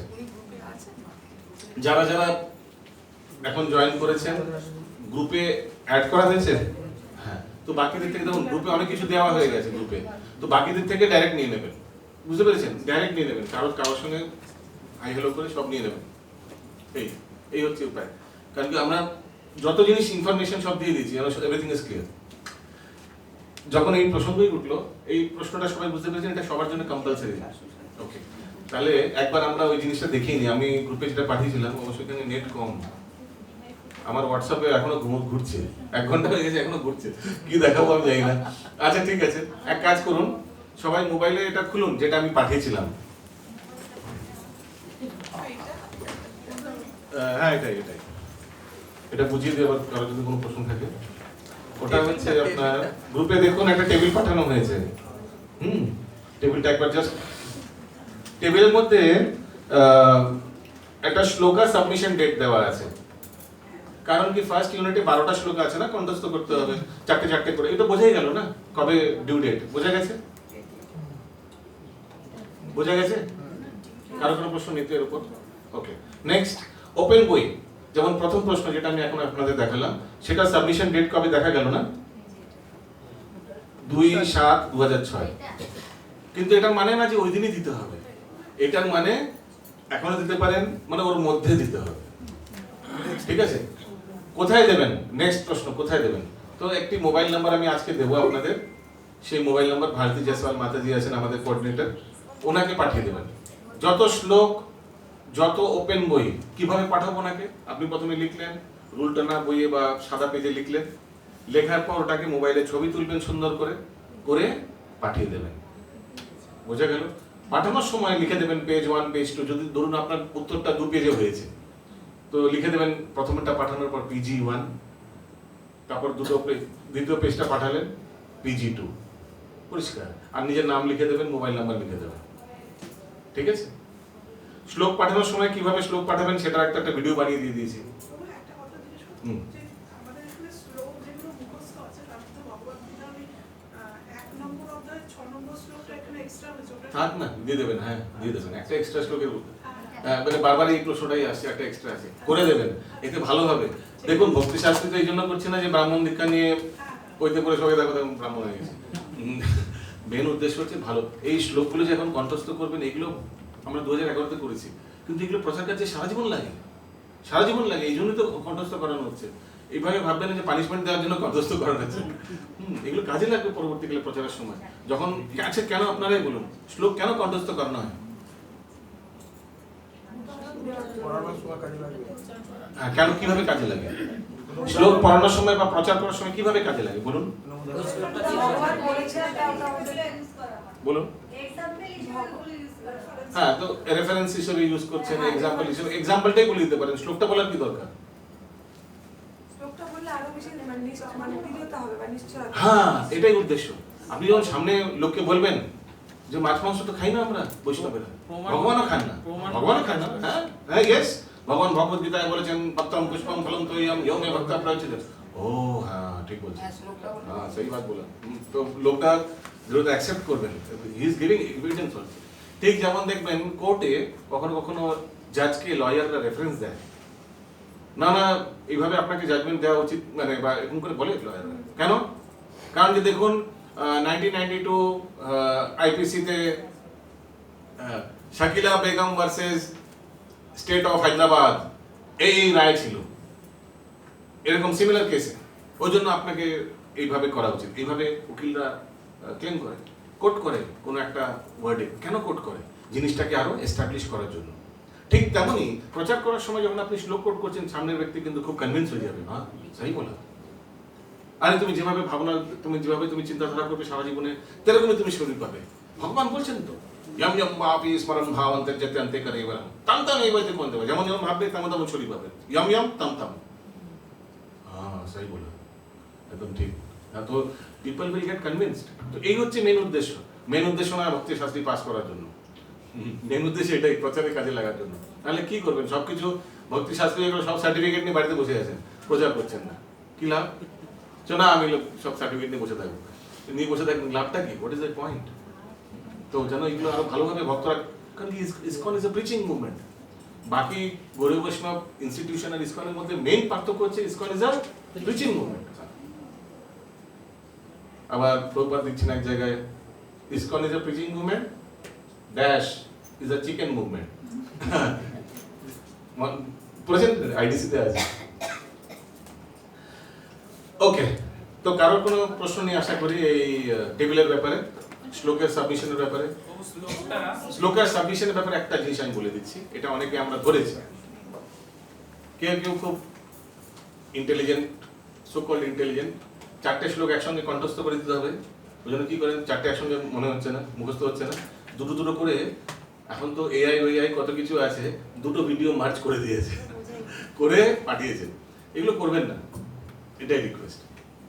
একদম সরলতা করে ভালো করে করুন, মুখস্থ করুন। শ্লোক মুখস্থ করার জন্য প্রিন্ট আউট নিন। আমরা কিভাবে করেছি বলছি। শ্লোকগুলো প্রিন্ট আউট, 3-4টে করে প্রিন্ট আউট নিয়েছি, নিয়ে যেখানে যেখানে ধরুন সকালবেলা বেসিনের সামনে বারান্দায় দাঁত মাজি, সেখানে রেখেছি লাগিয়ে। হ্যাঁ, ঘরের মধ্যে লাগিয়ে রেখেছি, যেখানে অফিসের যে সামনে নোটিশ বোর্ড সেখানে লাগিয়ে রেখেছি। এইভাবে 3-4টে জায়গায় লাগিয়ে রেখেছি।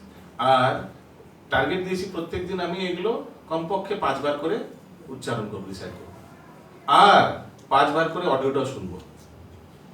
5 বার করে যদি উচ্চারণ করেন আর 5 বার করে যদি অডিওটা শোনেন, এমনিই সব মুখস্থ হয়ে যায়। ওই জন্য আমি আগে থেকেই সব পাঠিয়ে দিয়েছি, এমনিই সব মুখস্থ। এটাই প্রসেস, এটা কোনো শর্টকাট নেই, এটা কোনো বিকল্প নেই, এটাই পদ্ধতি, এইভাবেই করলে ভালো।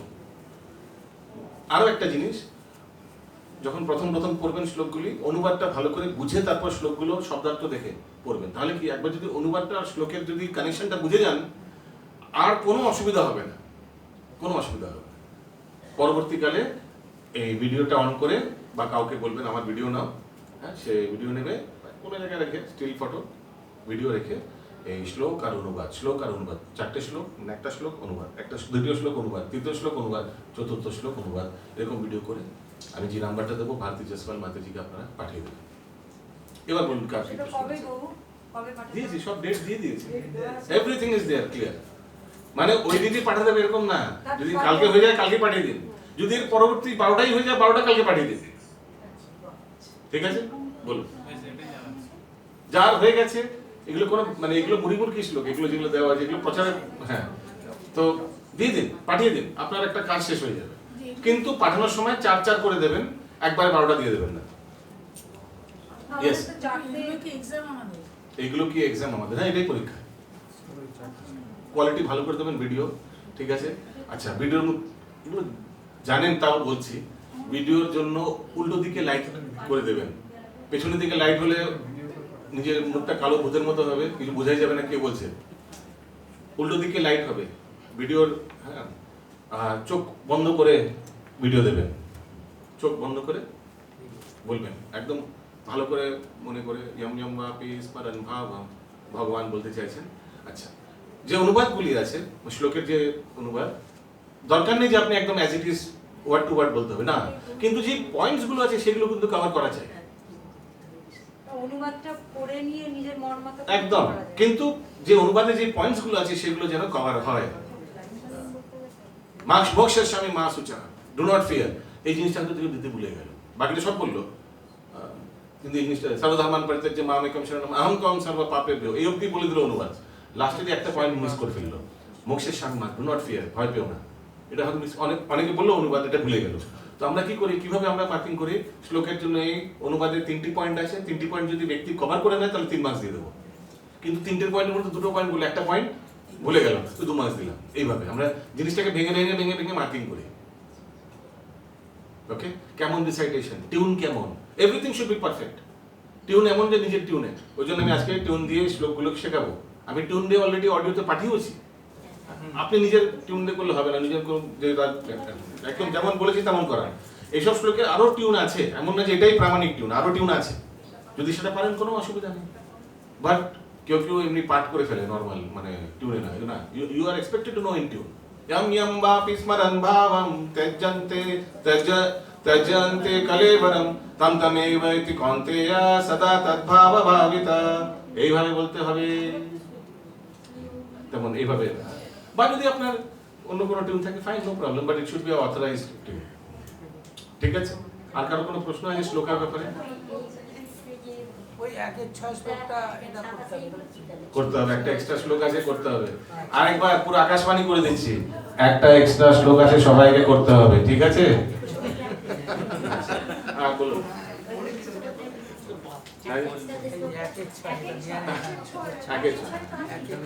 করে নেবেন, হ্যাঁ, ডিপোজিট এক্সট্রা আছে, বলুন। আস্তে আস্তে আস্তে আস্তে, ওই 1-6 নিয়ে সব হয়ে গেছে, ওটা করতে হবে, বাস এটাই বক্তব্য। হ্যাঁ, বলুন। অনেক সময় ওই যে শ্লোকগুলো আছে, যেমন ধরুন কার্পণ্য দোষ উপহত স্বভাব, অনেকে উপহত বলে, অনেকে পহত বলে, চলে যাও, ওটাই চলে যাও। মানে অনেকে ওই ওয়ার্ডগুলোকে চলবে, কোনো অসুবিধা নেই। ওকে, তো এগোই। হ্যাঁ, বলুন। কবে কি পাঠাতে ওটা আমার কাছে আসছে। আচ্ছা, তো যার কাছে এসে তার থেকে নিয়ে নিন। এক্সট্রা শ্লোক কোনটা বলবো? 1.6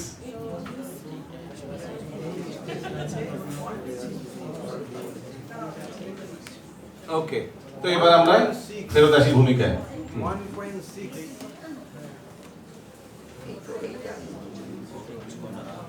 আশা করি সবাই অ্যাটেন্ডেন্স গ্রুপে দিয়ে দিয়েছেন। আশা করি সবাই অ্যাটেন্ডেন্স গ্রুপে দিয়ে দিয়েছেন। ওকে,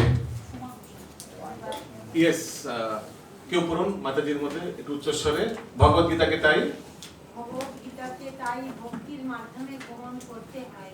শ্রীকৃষ্ণকে কখনোই আমাদের সমকক্ষ বলে মনে করা উচিত নয়। শ্রীকৃষ্ণকে একজন সাধারণ ব্যক্তি বলে মনে করা উচিত নয়, এমনকি তাকে একজন মহাপুরুষ বলে মনে করা উচিত নয়। ভগবদ্গীতায় যেমন আমি দেখেছি মহাপ্রভুকে অনেকে মানেন কিন্তু ভগবান বলে মানেন না। হ্যাঁ, সাধু ব্যক্তি, হ্যাঁ উনি ভক্ত ছিলেন, খুব মহান ভক্ত, মহাপুরুষ, মহাপুরুষ, হ্যাঁ মহাপুরুষ। ভগবান বলে ওই স্তরে কেউ ওনাকে মানেন না, অনেকে আছে বাইরে। আগে ভগবদ্গীতার মর্মার্থ উপলব্ধি করতে হলে শ্রীকৃষ্ণকে পরম পুরুষোত্তম ভগবান বলে স্বীকার করে নিতেই হবে। এই যে আমি যে অ্যাজাম্পশন বলছিলাম, এই প্রসঙ্গে আমি বলছিলাম হাইপোথেসিস, যে একটা জিনিসকে ফিক্স করতেই হবে, যে আপনি নালে জিনিসটাকে উপলব্ধি করতে পারবেন না। আপনি বলবেন না আমি ভগবানকে, কৃষ্ণকে ভগবান মানবো না, ভগবদ্গীতা পড়বো, দেখি মাথায় আসে কিনা, তাহলে আপনি ভগবদ্গীতা উপলব্ধি করতে পারবেন না। এই জিনিসটা বুঝতে পেরেছেন? সবাই বুঝতে পেরেছেন? ইউ হ্যাভ টু অ্যাজিউম, যদি আপনি না মানেন তাও পড়ার আগে ওটাকে ফিক্স করে তারপর ঢুকুন, না হলে জিনিসটাকে উপলব্ধি করতে পারবেন না। ওই জন্যই তো ব্যাখ্যা ভুল হয়। অনেক লোকে ব্যাখ্যা লেখে কিন্তু তারা ভগবানকে কৃষ্ণ বলে, কৃষ্ণকে ভগবান বলে স্বীকার করে না। পরবর্তী যাকে আপনি মেইন জিনিসটা যখন মিসিং তার উপর ব্যাখ্যা লিখছেন, তো ভুল ভাল ব্যাখ্যা লিখে যাবেন। তো ফার্স্ট জিনিস, বেসিক জিনিস ভগবান শ্রীকৃষ্ণ, এসপিওজি, সুপ্রিম পার্সোনালিটি অফ গডেড, এই জিনিসটা ফিক্স করতে হবে। নাহলে আপনি এর ভেতরে গিয়ে ব্যাখ্যা তো দূরের কথা, পড়লেও কিছু উপলব্ধি করতে পারবেন না। ওকে, আগে পড়ুন। সুতরাং ভগবদ্গীতার বিবৃতি অনুসারে কিংবা অর্জুনের অভিব্যক্তি অনুসরণে যিনি ভগবদ্গীতা বুঝতে চেষ্টা করেছেন, তাকে শ্রীকৃষ্ণকে যে পরম পুরুষোত্তম ভগবান তা অত্যন্ত তথ্যগতভাবে মেনে নিতে হবে এবং সেই রকম নম্র মনোভাব নিয়ে ভগবদ্গীতা উপলব্ধি করা সম্ভব। তো একটা হচ্ছে first you have to accept, secondly বিনম্রভাবে। বিনম্র জিনিসটা খুব ইম্পর্টেন্ট। তাহলে আপনি ভাববেন 700 শ্লোক না শুনবো, কেন শুনবো? যেমন কখনো ক্লাসে আসার আগে আরে क्यों इनका बात अभी 2 घंटा इनका बात सुनना पड़ेगा। তো ওইটুকুনি যদি বিনম্রতা, ওইটুকুনি যদি নম্রতা না, জিনিসটাকে উপলব্ধি করতে পারবেন। অনেকে এই জিনিসটা হয়, কোনো হয়তো একজন বক্তা আছে, অলরেডি ওনাকে ক্লাসে ঢুকলাম প্রথমে অলরেডি প্রি কনসিপ্ট একটা, আমি ওনার ছবি মাথায় একটা কল্পনা করে ভেবেলাম, আরে আমি শুননা পড়েগা 2 ঘন্টা, এটা মাথায় চলে আসে, এনার এখন 2 ঘন্টা শুনতে হবে। তো if you don't have humility, তাহলে জিনিসটা কিন্তু উপলব্ধি করতে পারবেন। তো তেমনি ভগবান শ্রীকৃষ্ণকে ভগবান রূপে আপনি স্বীকার করতে হবে। সেকেন্ড, বিনীতভাবে আপনাকে প্রবেশ করতে হবে ভগবদ্গীতা, নাহলে জিনিসটাকে আপনি উপলব্ধি করতে পারবেন না। আগে যেমন এক উদাহরণ আছে, এক ভক্ত ছিলেন, ঠিক মনে পড়ছে না, সেই ভক্ত ভগবদ্গীতায় তার গুরুদেবের প্রবচনে এত এত দৃঢ়তা বিশ্বাস ছিল, তো গুরুদেব বলেছেন, ভগবানের বর্ণনা করছেন, ভগবান এত সুন্দর, ভগবান পীতবরণ বাসনধারী, মোরপুচ্ছধারী, ভগবান বৃন্দাবনে থাকেন, ভান্ডির বনে গরুচারান এক্সেট্রা। হ্যাঁ, বৃন্দাবনে থাকেন, শিশু চলে গেছেন বৃন্দাবনে দর্শন করতে ভগবানকে, ভান্ডির বনে দর্শন করতে গেছেন।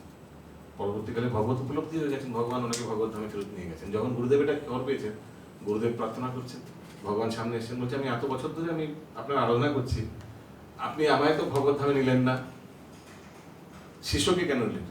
শিষ্য এত দৃঢ়তা ছিল, এত মানে একদম দৃঢ়তা ছিল, আপনি যেটা বলেছেন সেটাও শুনে বৃন্দাবন চলে গেছে আমায় দর্শন করতে।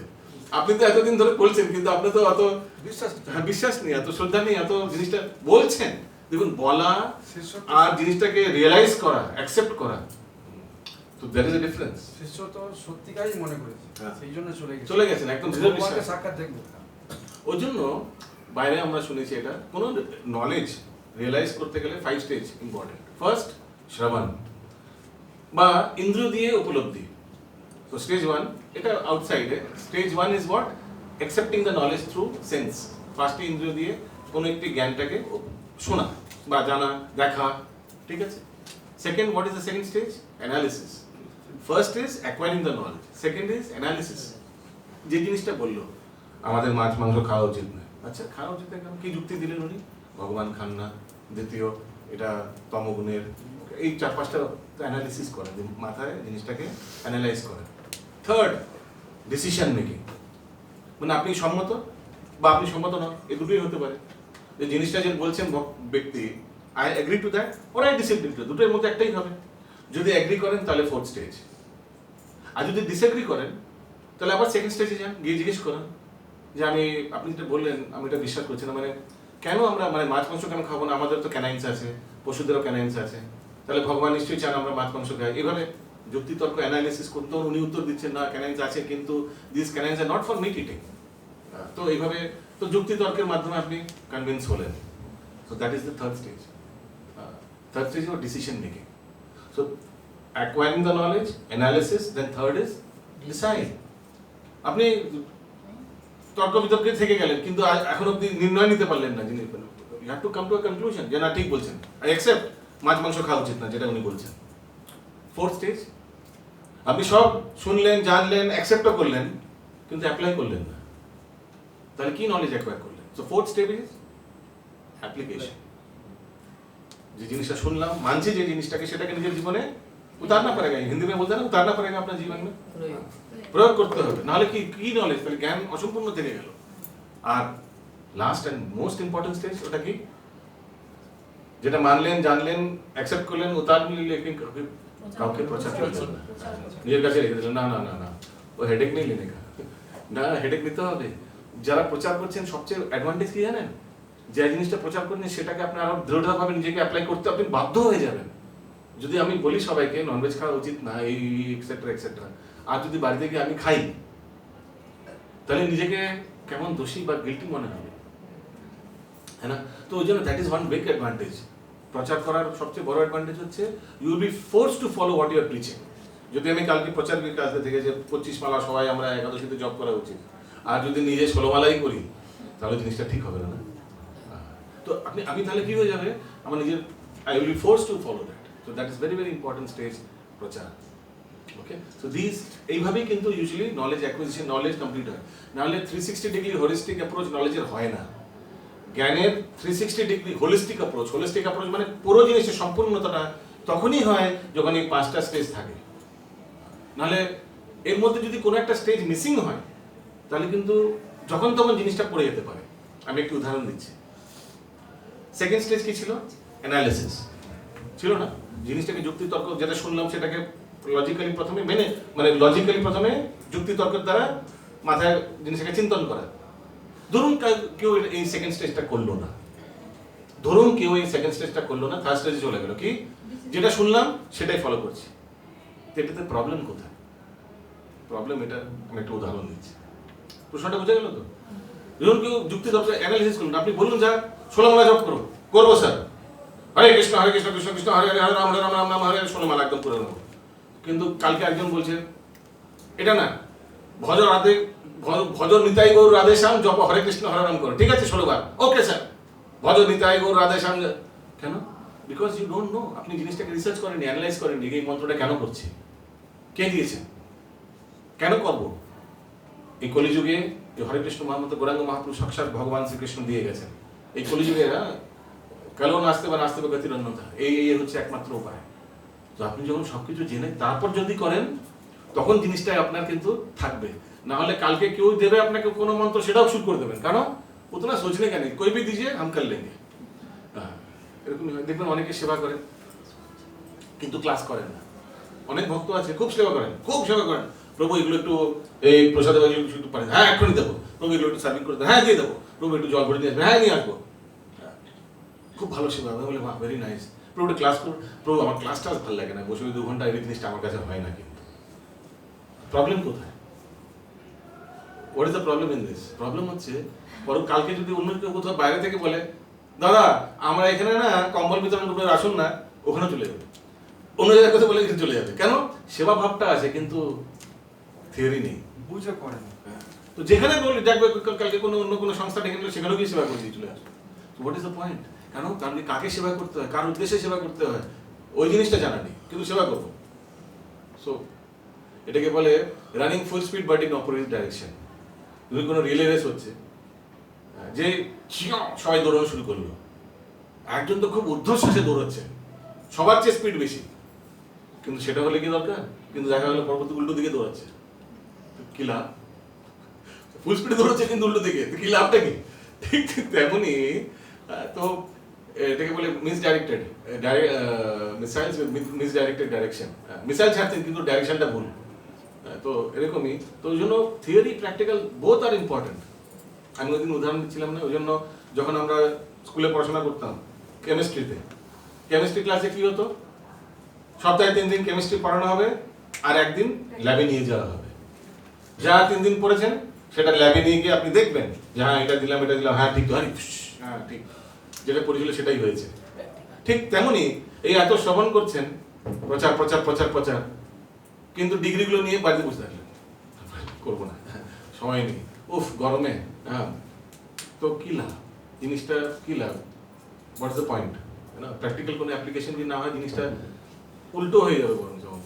কিন্তু ব্যক্তি যদি এত যে জ্ঞান সংগ্রহ করে যদি উপলব্ধি না করতে পারবে, কিন্তু তখন হবে যখন এটাকে প্রচার করবে। কারণ যে শিল প্রভুপাদ বারবার এই দিব্য জ্ঞানকে প্রচারের জন্য তুলে ধরেছেন। ওকে,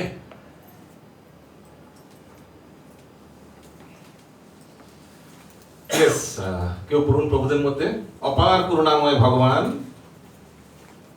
অপার করুণাময় ভগবান মানব জীবনকে সার্থক করে তুলবার জন্য মানুষকে তার স্বরূপ সম্বন্ধে অবগত করলেন আর তাদের নির্দেশ দিলেন কিভাবে জীবন অতিবাহিত করা উচিত। হরে কৃষ্ণ। কারো যদি নিচে বসতে অসুবিধা হচ্ছে, পা যন্ত্রণা, হাঁটু যন্ত্রণা হচ্ছে, এখনো উপরে জায়গা আছে, সোফাতে গিয়ে বসতে পারেন। কারো যদি ওয়াশরুমে যেতে হয়, টয়লেটে যেতে হয়, জিজ্ঞেস করতে হবে না, গিয়ে যেতে পারেন, কোনো অসুবিধা নেই। ওকে, আগে ভগবদ গীতা পড়ুন প্রভু। ভগবদ গীতার বিষয়বস্তুতে আমরা 5টি মূল তত্ত্ব উপলব্ধি করতে পারি। হ্যাঁ, ভেরি ইম্পর্টেন্ট। 5টি মূল তত্ত্ব। তো পুরো ভগবদ গীতা মেইনলি 5টি তত্ত্বের উপরেই মেইনলি ডিসকাশন। আগে সর্বপ্রথমে ভগবানের আচ্ছা ঠিক আছে, বাস, হ্যাঁ ঠিক আছে। তো 5টি তত্ত্ব কি সেটা আমি আপনাদের দেখিয়ে দিচ্ছি। এই 5টি তত্ত্ব: জীব, ঈশ্বর, জীব, প্রকৃতি, কাল, কর্ম। এই 5টার উপরেই যত শ্লোক, যত দেখবেন মোরালেস এর উপরেই কিন্তু চর্চা হচ্ছে। ঠিক যেমন শ্রীমদ্ ভাগবতম পুরো 12 স্কন্ধ 10টি তত্ত্বের উপর ডিসকাশন হয়, জানেন তো নিশ্চয়ই। अत्र सर्ग विसर्गश्च स्थानं पोषणमूतया मन्वंतरा ईशानु कथा निरव मुक्ति आश्रय। तो there are 10 topics of Srimad Bhagavatam. There are 5 topics about 5 aspects of Bhagavad Gita. Is it clear? বোঝা গেল মাতাজি? বোঝা গেল? এই 5টা তত্ত্বের উপরেই কিন্তু চর্চা পুরো ভগবদ গীতা।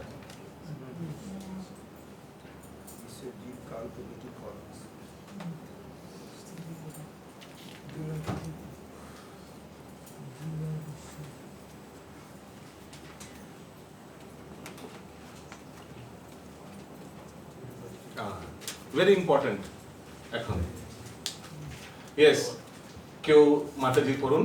এই পৃথিবীতে মানুষ কুকুর বিড়ালের মতো ঝগড়া করে দিক কাটাবার জন্য আসে। তাকে তার বুদ্ধিমত্তা দিয়ে মানব জীবনের যথার্থ উদ্দেশ্য সম্বন্ধে সচেতন হতে হবে এবং একটি পশু। একটু দেখুন তো মাইকটা এখন চলছে কিনা, 1 সেকেন্ড দাঁড়ান, দেখুন তো।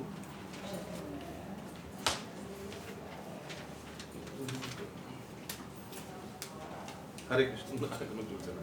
ওকে, হ্যাঁ, তখনও চলছিল। কোন দিকে? না, কিছু ধরা হয়নি তোমাদের, মনে হয় ব্যাটারির জন্য হয়তো। হ্যাঁ, একটু উচ্চ স্বরে করলে আবার ভালো হয়। আচ্ছা আমি হ্যাঁ বলুন বলুন। হ্যাঁ, সমস্ত বৈদিক শাস্ত্র মানব জীবনের যথার্থ উদ্দেশ্য সম্বন্ধে নির্দেশ দিচ্ছে এবং সমস্ত বৈদিক জ্ঞানের সারাংশ ব্যক্ত হয়েছে ভগবদ গীতাতে। বৈদিক সাহিত্য মানুষের জন্য, পশুদের জন্য নয়। তাই প্রতিটি মানুষের কর্তব্য হচ্ছে বৈদিক জ্ঞান হৃদয়ঙ্গম করে মানব জীবন সার্থক করে তোলা। কোনো কোনো পশু যখন অন্য পশুকে হত্যা করে তাতে তার পাপ হয় না, কিন্তু মানুষ যদি তার বিকৃত রুচি তৃপ্তি সাধনের জন্য কোনো পশুকে হত্যা করে তখন সে প্রকৃতির নিয়ম ভঙ্গ করার অপরাধে অপরাধী হয়। ওকে, কেন এটা? 84 লক্ষের মধ্যে মানব 4 লক্ষ জনের জন্য কিন্তু বৈদিক শাস্ত্র, বাকি 80 লক্ষতে কোনো কিন্তু পাপ ঠাপ হয় না, কোনো কিছু জানা দরকার নেই। ওরা বাই রোটেশন কিন্তু আসতে থাকে, বাই রোটেশন বুঝেছেন? এই ধরুন এখানে 84 লক্ষ, ঠিক আছে? কত 20 লক্ষ কি আছে জানো? কারণ কণ্ঠস্থ আছে 20 লক্ষ পশু, তারপর হয়তো কীট পতঙ্গ, তারপর পাখি, তারপর পেড় পৌধা, তারপর লাস্টে হচ্ছে পশু কত 30 না কত 30 লক্ষ। তারপর লাস্টে আবার একটা শ্লোকও আছে, যদি শ্লোকটা কেউ খুঁজে দিতে পারেন খুব ভালো। তারপরে ওই শ্লোকে দেওয়া আছে যে প্রত্যেক জনিতে মানে না ওটা না, লাস্টে কোন শরীর আসলে তারপর চেঞ্জ হয়, ওটা একটা শ্লোক আছে। কারো জানা আছে ওই শ্লোকটা? আমি একবার প্রবচনে শুনেছিলাম, যেমন কোন ইন্দ্রগোপ না কোন একটা কীট হলে তারপর ব্যক্তি কীট থেকে পশু না, কীট থেকে পক্ষী মনে হয়, পক্ষীতে যায়। পক্ষীতে লাস্টে যখন এই জনিটা আসে তারপর সে পক্ষী থেকে এরকমই পশুদের মধ্যে লাস্টে যখন গাভী আসে তারপর সে মনুষ্য জন্ম পায়। 4 লক্ষের মধ্যে স্টার্টিং তো খুব নিম্ন চেতনা থাকে। তো এই যত রুলস আছে, রেগুলেশনস আছে, আর বেদে যত নিয়ম কানুন আছে সব কাদের জন্য? মনুষ্যদের জন্য। কেন? বুদ্ধি দিয়েছে, ওয়াই? চেতনা। ঠিক আছে, পুরোটা বলতে হবে, চেতনা, পুরো সেন্টেন্সটা বলুন। কেন? হাত তুলে বলুন না, সবচেয়ে ভালো। Why all rules and regulations for human beings? ধরুন আপনি গাড়ি চালাচ্ছেন, আপনি রেড লাইট দেখতে ভুলে গেছেন, ফট করে রাস্তাটা ক্রস করে ফেলেছেন গাড়িটা নিয়ে, তো ট্রাফিক পুলিশ আপনাকে দাঁড়াতে বলেছেন, প্লিজ সাইড করুন গাড়িটা।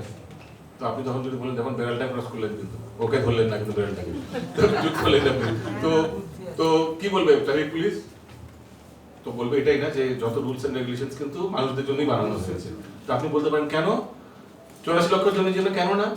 তো এটার উত্তরে কি বলা উচিত ওনার? মানুষ শ্রেষ্ঠ জীব, উন্নত চেতনা, কারেক্ট। সবচেয়ে হাইয়েস্ট কনসিয়াসনেস এই 4 লক্ষ জনের মধ্যে আছে। ওই জন্য আমি একবার যখন সুপারম্যান বই দেখেছিলাম, সুপারম্যান আর স্পাইডারম্যান কোন একটা ম্যান ছিল ওর মধ্যে, তো এই সুপারম্যানই মনে হয়, তো ওর মধ্যে একটা খুব সুন্দর ডায়লগ দিয়েছিল, with great power comes great responsibility. যখন কোনো ব্যক্তির কাছে পাওয়ার চলে আসে, অটোমেটিক্যালি পাওয়ার সঙ্গে সঙ্গে তার সাথে দায়িত্ব চলে আসে। হ্যাঁ, আয়রন ম্যান, হ্যাঁ ওরকমই হবে। তো তেমনি মনুষ্য শরীর মানে অনেক পাওয়ার। একটা সাধারণ অন্য জীব যেটা করতে পারবে না সেটা মনুষ্য শরীর করতে পারে। এই ভক্তি করতে পারে, সবচেয়ে ইম্পর্টেন্ট কাজ ভক্তি করতে পারে। তো যখন আপনাকে এত বড় এত উন্নত শরীর দেওয়া হয়েছে, ওর সাথে সাথে অনেকগুলো রেসপন্সিবিলিটি দেওয়া হয়েছে, যেটা বাকিরা করলে কিন্তু অসুবিধা নেই, কিন্তু আপনি করলে ওটা অসুবিধা। তো উইথ পাওয়ার কামস রেসপন্সিবিলিটি, দায়িত্ব চলে আসে অটোমেটিকলি। যখন এই শরীর গ্রহণ করেছেন, যখন যদি আপনি রাস্তা ক্রস করেন, যখন রেড লাইট দেওয়া আছে, তো আপনাকে কিন্তু পেনাল্টি হবে, বাকিদের না। আপনি এই শরীরটা যখন গ্রহণ করেছেন, যদি এই শরীর নিয়ে ভক্তি না করেন, তাহলে আপনাকে কিন্তু পেনাল্টি দিতে হবে। প্রভু দেখুন বানরটাও কিন্তু করছেন না ভক্তি, ও কিন্তু মঙ্গল আরতির ওঠেনি, তো ওকে কিছু পানিশমেন্ট দেবেন, আপনাকে দেওয়া হবে। কেন? কারণ কি আপনাকে মনুষ্য শরীর দেওয়া হয়েছে আর আপনি করছেন না। With great power comes great responsibility. Okay, yes. তো এই প্রসঙ্গে কি ঠিক ছিল? তো প্রায়েণ অল্প আয়ুষ সভ্যে খলু अस्मिन् যুগে জনা মন্দা সুমন্দা মতয়ো মন্দভাগ্য উপদ্রুত। এগুলো কলিযুগের এগুলো লক্ষণ। মানুষ খুব অলস, মানুষ খুব উপদ্রুত, মিসডাইরেক্টেড। কি করতে হবে জীবনে কেউ জানে না। কত বড় বড় উপলব্ধি, বড় বড় ডিগ্রি নিয়ে এসেছেন, কিন্তু তারা জানে না কি করতে হবে। আচ্ছা না, কত মহান মহান পদবি পেয়ে গেছেন, কিন্তু জানে না what is the need for the life. আগে বলুন। ভগবত গীতাতে বিশদভাবে ব্যাখ্যা করে বলা হয়েছে যে প্রকৃতির বিভিন্ন গুণ অনুসারে 3 রকমের কর্ম সাধিত হয়, যথা সত্য গুণের প্রভাবে কর্ম, রজগুণের প্রভাবে কর্ম এবং তমগুণের প্রভাবে কর্ম। তো এই 3 প্রকারের কর্ম, এগুলো সব আমরা দেখতে পাবো পরবর্তীকালে চ্যাপ্টার 15-16 কিভাবে এই 3 গুণে কর্ম কি, 3 গুণে দান কি, 3 গুণে এভরিথিং পুরো সুন্দরভাবে এগুলো আমরা দেখতে পাবো। এগুলো কোথার মধ্যে আসছে? 5টি তত্ত্বের মধ্যে, গীতার 5টি তত্ত্বের মধ্যে কোনটার মধ্যে আসছে এই গুণের ব্যাপারে? ভগবত গীতার 5টি তত্ত্ব কি? প্রকৃতির মধ্যে আসছে। এগুলো প্রকৃতি, এই 3টে গুণ আসলে 3টে অস্ত্র। আপনারা ছবি দেখেছেন হয়তো কিভাবে 3টি মহিলা এইভাবে এই 3 গুণের দ্বারা সবাইকে নাচাচ্ছে।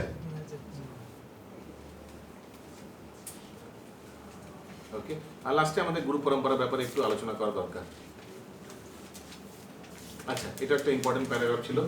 প্রভুদের মধ্যে কেউ একটু উচ্চস্বরে পড়ুন। মাইক ঠিক হয়ে গেছে? মাইকটা ঠিক হলো কি করে? ওখান থেকে কিছু ঠিক হলো নাকি? ব্যাটারি ঠিক আছে? হ্যাঁ, পড়ুন প্রভু। অতএব অর্জুন সর্বক্ষণ আমাকে স্মরণ করে তোমার স্বভাব, প্লিজ আওয়াজ করবেন না, সব মন দিয়ে শুনুন প্লিজ। তোমার মন ও বুদ্ধি আমাতে অর্পণ করে কার্য করলে নিঃসন্দেহে তুমি আমার কাছে ফিরে আসবে। তিনি অর্জুনকে তার কর্তব্য কর্ম থেকে বিরত হয়ে তার ধ্যান করতে আদেশ দেননি। দেখুন, ভগবান শ্রীকৃষ্ণ কিন্তু সব শিখিয়ে দিয়েছে, কিন্তু তোমায় যুদ্ধটা করতে হবে। মা মানুষ মারা युद्ध चा, you have to fight, but you think of me and fight. ऐसा नहीं अर्जुन ने कभी बोला क्या? এখন তোমায় আমি আছি, তোমার কি চিন্তা? তুমি একটু ঘুমিয়ে ফেলো, আমি যুদ্ধটা করে দিচ্ছি তোমার। বলেছে ভগবান দেখুন কিছু? আমি যুদ্ধটা করে দিচ্ছি, তুমি ঘুমিয়ে ফেলো, দেখুন বলেনি। ভগবান তোমার যুদ্ধ করতে হবে, কিন্তু আমায় স্মরণ করতে করতে যুদ্ধ করো। আমি তোমায় সব শিক্ষা দিয়ে দিয়েছি, এটাও বলেছেন এবার তোমার যা ইচ্ছে তা করো। You want to fight, you fight. You don't want to fight, don't fight. Whatever, up to you. Up to you. তো ঠিক তেমনি ভগবান এই আমাদেরও এই শাস্ত্র দিয়ে সবকিছু দিয়ে দিয়েছেন, এবার আমাদের উপর ছেড়ে দিয়েছেন। কেন? কারণ কি ভগবান সবাইকে সীমিত স্বতন্ত্রতা দিয়েছে। এটাকে ইংলিশে বলে লিমিটেড ইন্ডিপেন্ডেন্স। এর মধ্যে অনেক লোকের ভুল ধারণা আছে, ওই জন্য এই প্যারাগ্রাফটা হাইলাইট করেছে। 99% লোকের ভুল ধারণা, শুনলে বুঝতে পারবেন, মন দিয়ে শুনুন। ভগবান কোনো না না না না না, তো সীমিত স্বাতন্ত্রতা, বুঝতে পারছেন তো কি বলছি? মানে ভগবান নিজের হাতে কি রেখেছে আর জীবের হাতে কি রেখেছে, আপনার কি ধারণা? হাত উঠিয়ে বলুন। প্রশ্নটা বোঝা গেল?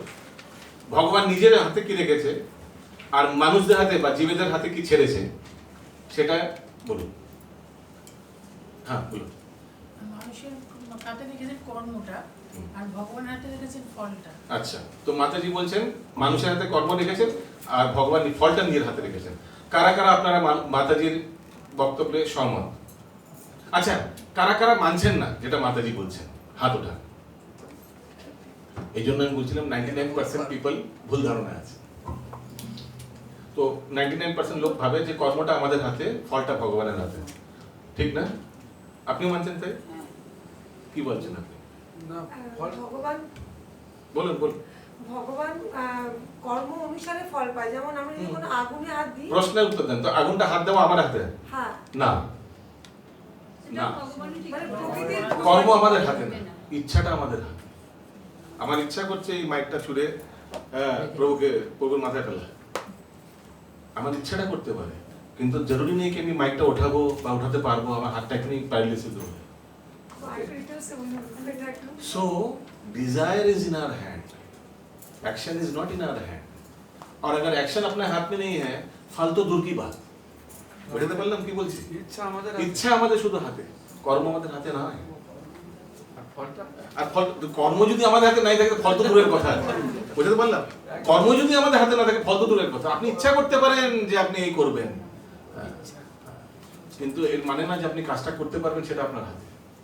ওকে, so desire is in our hand. আমি এই জন্য এই প্যারাগ্রাফটা দিয়ে ভেরি ভেরি ইম্পর্টেন্ট। অনেক লোকের ভুল ধারণা আছে action is in our hand. কারণ কি এই শ্লোকটা থেকে কারণ কি যে ফল কি আশা মত কর, কর্ম তুমি করো ফলটা আমি দেবো, তার মানে কর্মটা আমাদের হাতে না। সরি স্যার, কর্ম কিন্তু আমাদের হাতে না। ইচ্ছা, কর্ম করার ইচ্ছাটা আমাদের হাতে আছে, আমরা করতেও পারি নাও করতে পারি। So you can desire. আর অবশ্য ভগবান সেটা, যেটা আপনি করতে চান সেটা ভগবান স্বীকৃতি দিয়ে দেয়। যেমন কেউ যদি মাংস খেতে চায়, তাকে ভগবান ব্যবস্থা করে দেবে, এরকম আয়োজন করে দেবে, অবস্থা করে দেবে, পরিস্থিতি করে দেবে যে সে তমগুণে থাকে। কারণ কি ভগবান যে যা চায় সেটা দিয়ে দেয়। স্বতন্ত্র কেন এটা করে ভগবান? কারণ কি ভগবান চায় কেউ রোবটের মতো আমার ভজন কীর্তন না করুক, কেউ উপলব্ধি করে আমার ভজন কীর্তন করুক। নোবডি অ্যাক্টস লাইক আ রোবট, ওই জন্য ভগবান এটা চায় না।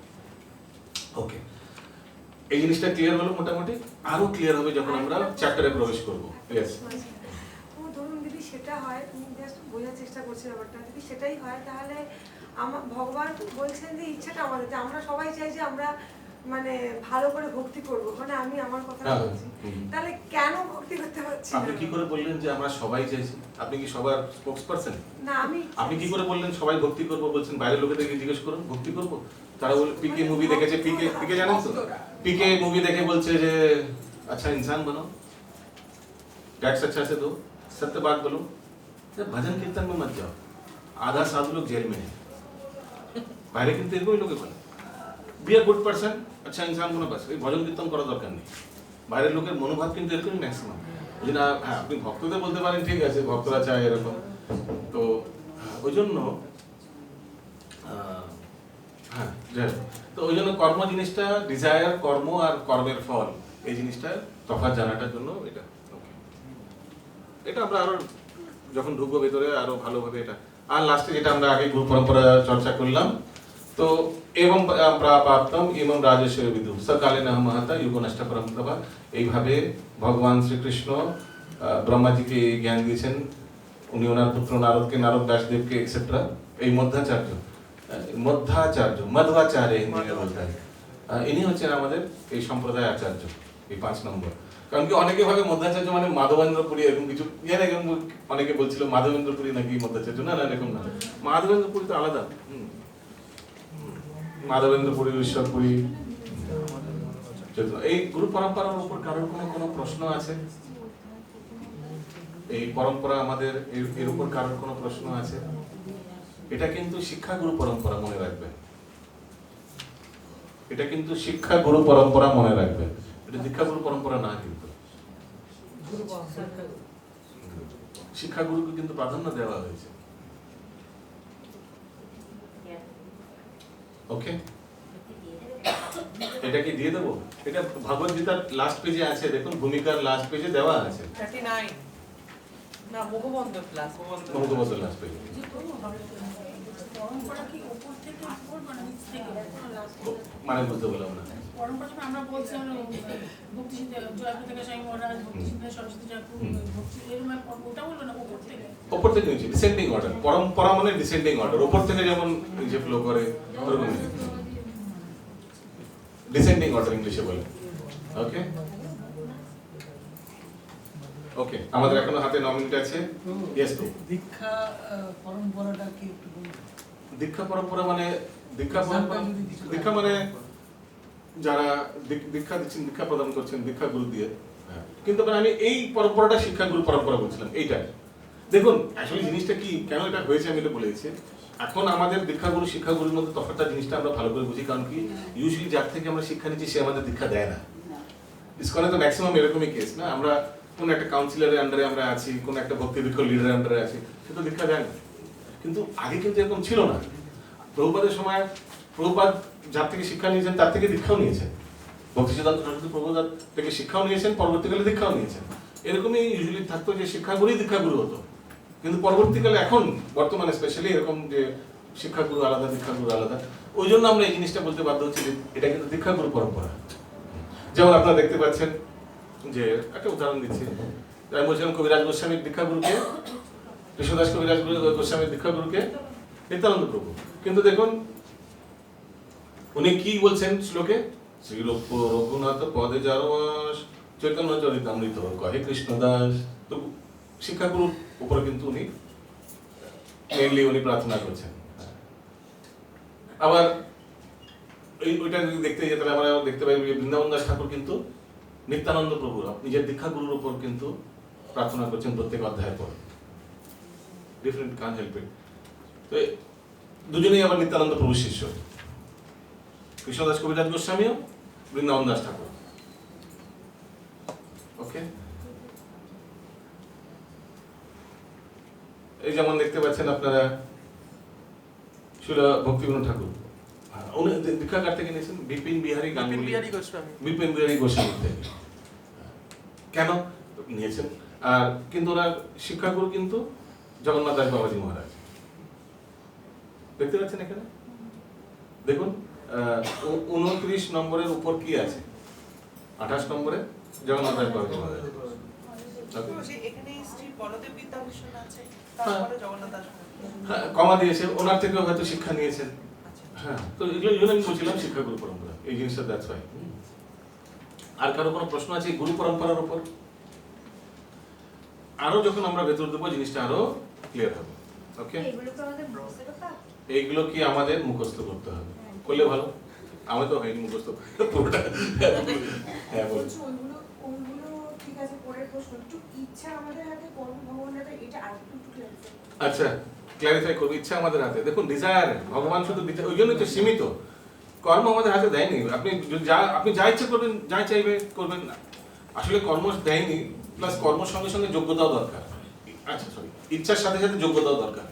যেমন ধরুন রিক্সাওয়ালা ইচ্ছা করলো, ইস আমার একটা মার্সিডিজ বেঞ্জ হলে ভালো হতো, তার মানে কি ভগবান সেটা পূর্ণ করবে? না, ইচ্ছার সাথে সাথে যোগ্যতা থাকা উচিত। তো you must be deserving along with desire, এটা ইংলিশে বলে। You must be deserving along with desire. তো ইচ্ছার সাথে সাথে যোগ্যতাও থাকা উচিত। এমন কিছু ইচ্ছা করে ফেলেন যেটা আপনার যোগ্যতা নেই, তার মানে না যে ভগবান সেটা পূর্ণ করতে লাফিয়ে উঠবে। নো,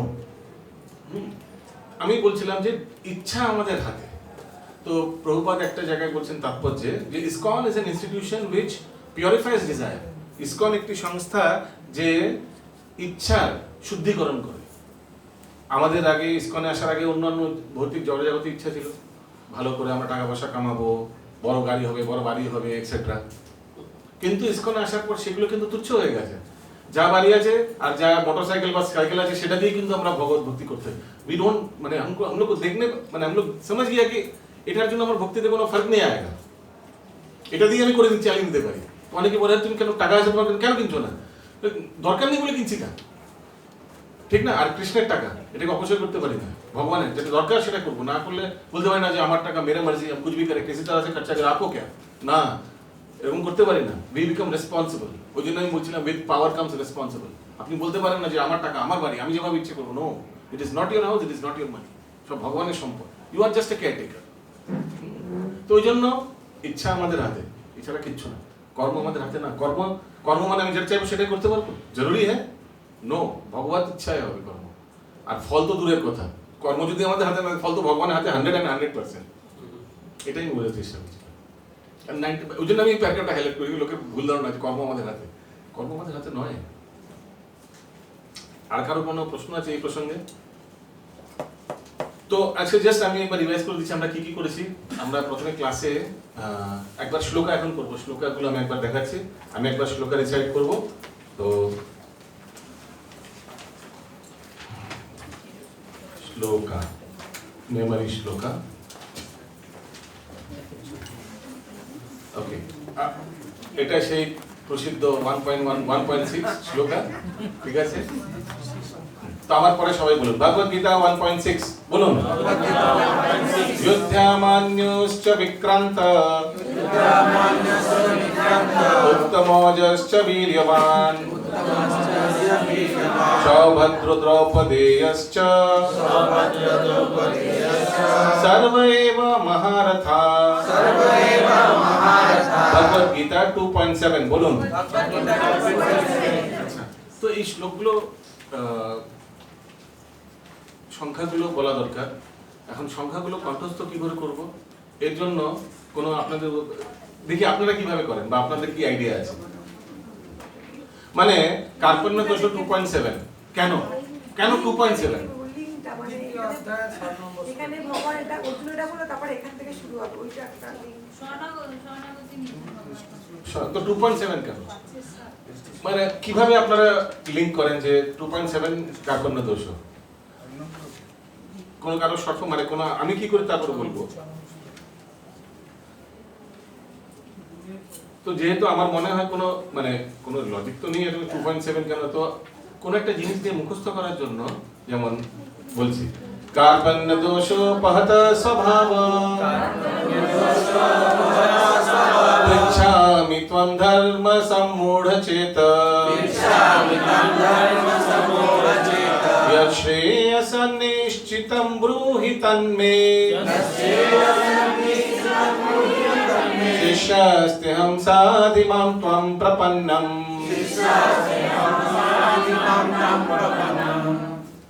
আরেকটা শ্লোকের মাধ্যমে আমি বোঝাচ্ছি।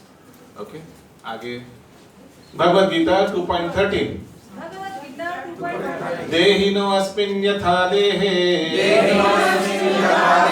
কৌমারম যৌবনম জরা দেহান্তরা প্রাপ্তি ধীরস্তত্র ন মুহ্যতি। যেভাবে দেহের পরিবর্তন হয় কুমার অবস্থা থেকে মানে বৃদ্ধ অবস্থা, তারপরে সেভাবেই শরীরও পরিবর্তন হয়। ঠিক আছে, আমরা তো বুঝতে পারি না আমরা কখন বুড়ো হয়ে গেছি, কখন চুল পেকে গেছে। চুল কি হঠাৎ রাতারাতি পাকে? আস্তে করে বড় হয়ে যায়, যেতে হয় সেলুনে এক্সেট্রা। ঠিক তেমনি এই মৃত্যুর পর নতুন শরীর প্রাপ্ত হয়ে যায়। তো এটা 2.13। তো কিভাবে মনে রাখবো এটা 2.13? তো কোনো একটা জাগতিক যুক্তি লাগাতে পারেন মনে করার জন্য। যেমন আমি কি করে টিনেজ 13 বলে না, টিনে পড়লাম, তো এটা কুমার অবস্থা থেকে বৃদ্ধ অবস্থা, তো টিন, ওই জন্য 2.13। এইভাবে একটা কোনো যুক্তি দিয়ে মুখস্থ করতে পারে। তো পরবর্তীকালে যখন কাউকে বলবেন ভগবদ গীতায় ভগবান দ্বিতীয় অধ্যায় 13 শ্লোকে বলেছেন, হ্যাঁ, দেহিন अस्मिन् यथा देहे कौमारम यौवनम जरा। হ্যাঁ ঠিক বলা বাবা, শ্লোক নাম্বার দিয়ে বলছে। হ্যাঁ ঠিক বলছেন এরকম। তো ওই জন্য প্রচার কার্যে শ্লোক নাম্বারটা, ওই জন্য আমরা এগুলো কিন্তু কন্টেস্ট করি। ওকে, তো আপনারাও যখন রেকর্ডিং করবেন তো বলতে হবে এরকম করে ভগবদ গীতা 2.13 বা দ্বিতীয় অধ্যায় 13 শ্লোক দেহিনো अस्मिन् यथा देहे। তো এরকম করে এটাও কন্টেস্ট করতে হবে, শ্লোক নাম্বারও যেন মুখস্থ হয়। ওকে, তো কিভাবে কন্টেস্ট করতে হবে? কোনটা এমনি একটা লজিক দিতে পারেন, কমারম অবস্থা মানে ওই টিনেজ 13, তো ওই জন্য এরকম করতে হবে। সবার হবে। আজ যত লোক ভক্তি শাস্ত্র করেছে, বয়স্ক বৃদ্ধ সবাই করেছে, সবাই পাশও হয়েছে, আর সবাই কিন্তু এইভাবে শ্লোক করে দিয়েছে। তো আপনার কেন হবে না? হবে হবে, যেভাবে বলেছি সেভাবে সবাই পাস করবেন, একদম ভয় পাবেন না। Take it very easily and positively এগোবেন, পজিটিভলি এগোবেন। কিন্তু এই আপনার মতন এত সুন্দর সুরটা হচ্ছে করতে করতে হবে, সুন্দর শুনতে হবে, বারবার শুনুন, ভিডিও পাঠিয়ে দিয়েছে। হ্যাঁ বারবার শুনুন, বারবার দেখুন। দুটো জিনিস করবেন, টিউন মিউন শুনলে পাবেন, আর কণ্ঠস্থ হবে দেখে। যখন বারবার পেজটা দেখবেন না, তখন দেখবেন ওটা চোখে ভাসবে। যখন রেকর্ডিং করতে যাবেন না, চোখের পেজটা ভাসবে যে আমি এটা দেখেছিলাম। ওই জন্য প্রিন্ট আউট নেওয়া দরকার, 3-4টে প্রিন্ট আউট নিন, আলাদা জায়গায় যেগুলো আঠা দিয়ে লাগিয়ে দিন। ওকে, এই তালিকা। হরে কৃষ্ণ, হরে কৃষ্ণ। হ্যাঁ বলুন। যে ভিডিও কটা মানে কটা করে পাঠাতে হবে? 4টে করে। এখন চারটে কি মানে পরপর চারটে না, আমি আমার ইচ্ছে মতন চারটে না, পরপর। নেক্সট ভগবদ গীতা 2.20 न जायते म्रियते वा कदाचिन् नायं भूत्वा भविता वा न भूय अजो नित्यशाश्वतोऽयं पुराणो नाहन्यते हन्यमाने शरीरे। আপনাকে আসলে না কোথায় ব্রেক মানে কোথায় টার্ন, কোথায় টিউন টার্ন হয় এই জিনিসটা শুধু দেখুন। না জায়তে মৃয়তে বা কদাচিৎ, আমি মৃয়তে বলিনি একসঙ্গে, না জায়তে মৃয়তে বা। তো ওই জিনিসটা জানতে হবে, মাঝখানে একটা মাঝখানটা যেখান থেকে আপনার টিউনটা টার্ন হচ্ছে ওই জিনিসটা বুঝলেই না হান্নাতে হান্য মানে শরীর। এখানে টার্ন হচ্ছে, যেখানে টার্ন হচ্ছে সেখানে একটু গ্যাপ দিতে হবে, আর কিছু না। কোনো রকেট সায়েন্স না, সবাই পারে এগুলো। হ্যাঁ বলুন বলুন বলুন বলুন। হ্যাঁ কি বলছিলেন? কিছু বলছেন অন্য টিউন? আচ্ছা আমি বললাম অন্য টিউনে বলছেন। ভগবদ গীতা 2.44 ভোগেশ্বর্য প্রসক্তানাম परितचेतसां व्यवसायत्मिका बुद्धि समाधो न विधीयते। আরেকটা সুবিধা আছে, ইংরেজি ভাষায় শ্লোকগুলো কি ভেঙে ভেঙে দেওয়া থাকে। হ্যাঁ, তো ওটাতে একটু পড়তে সুবিধা হয়। ভগবদ গীতা 3.27 प्रकृते क्रियमाणानि गुणे कर्माणि सर्वशः अहंकार विमूढात्मा कर्ताहम् इति मन्यते। भगवद गीता 4.2 एवं परंपरा प्राप्तम् इमं राजर्षयो विदु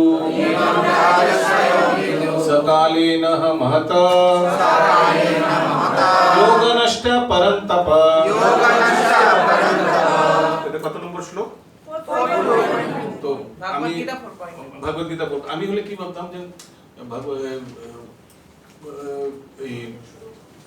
एवं परंपरा कटा परंपरा चारटे प्रामाणिक संप्रदाय तो 4 আর গুরু শিষ্য পরম্পরা মানে গুরু আর শিষ্য দুজন 4.2 জাস্ট এরকম কিছু একটা লজিক দিয়ে শ্লোকটাকে নাম্বারটা মুখস্থ করার জন্য। হ্যাঁ, চারটে পরম্পরা গুরু শিষ্য দুজন তো 4.2। কারণ কি এছাড়া তার কোনো লজিক নেই। কেন 4.2? এটার কোনো লজিক আছে? এটা কেন 4.2? এর কোনো লজিক নেই। তো give some logic to memorize. উদ্দেশ্য হচ্ছে জিনিসটা কণ্ঠস্থ করার জন্য। भगवद गीता 4.8 परित्राणाय साधूनां विनाशाय च दुष्कृतं धर्म संस्थापनार्थाय संभवामि युगे युगे। কারো কোনো আইডিয়া আছে এই শ্লোকটা কিভাবে শ্লোক নাম্বারের সঙ্গে লিংক করব? परित्राणाय साधूना साधु व्यक्ति 4.8 ओके विनाशाय च दुष्कृतम। चार प्रकारेर साधु व्यक्ति হয় না ভগবান বলেছেন ভগবদ গীতায়। আর্থ জিজ্ঞাসু জ্ঞানী যারা ভক্তিতে আসে, ঠিক আছে 4 হয়ে গেল। আর 0.8 ভগবানের অষ্টম অবতার। না না অষ্টম মানে ইয়ে করবে আচ্ছা ভগবান অষ্টম গর্ভ, ঠিক আছে। তো ভগবান আর ভক্ত চার প্রকারের ভক্ত। ভগবান অষ্টম সন্তান। চারটি যুগও তো ধরা যেতে পারে, যুগে যুগে আসছে। যুগে যুগে, হ্যাঁ ঠিক আছে, গুড, ভেরি নাইস। যুগে যুগে সম্ভাবী যুগে যুগে চারটে যুগ আছে। ভগবান যুগে যুগে আসেন আর ভগবান এসেছিলেন অষ্টম গর্ভে, ওই জন্য 4.8। বাহ, ভেরি নাইস, ভেরি নাইস, ঠিক আছে। এরকম এইভাবে মুখস্থ করতে পারেন যে এই পরিত্রাণায় সাধুরা এটা 4.8। ভগবদ গীতা 4.9 जन्म कर्म च मे दिव्यम् एवं यो वेत्ति तत्त्वतः तत्त्वादेहं पुनर्जन्म नैति मामेति स्वार्जुन। भगवद गीता 4.34 तद्विधि प्रणिपातेन परिप्रश्नेन सेवया उपदेक्षन्ति ते ज्ञानम् ज्ञानिनस्तत्त्वदर्शिन।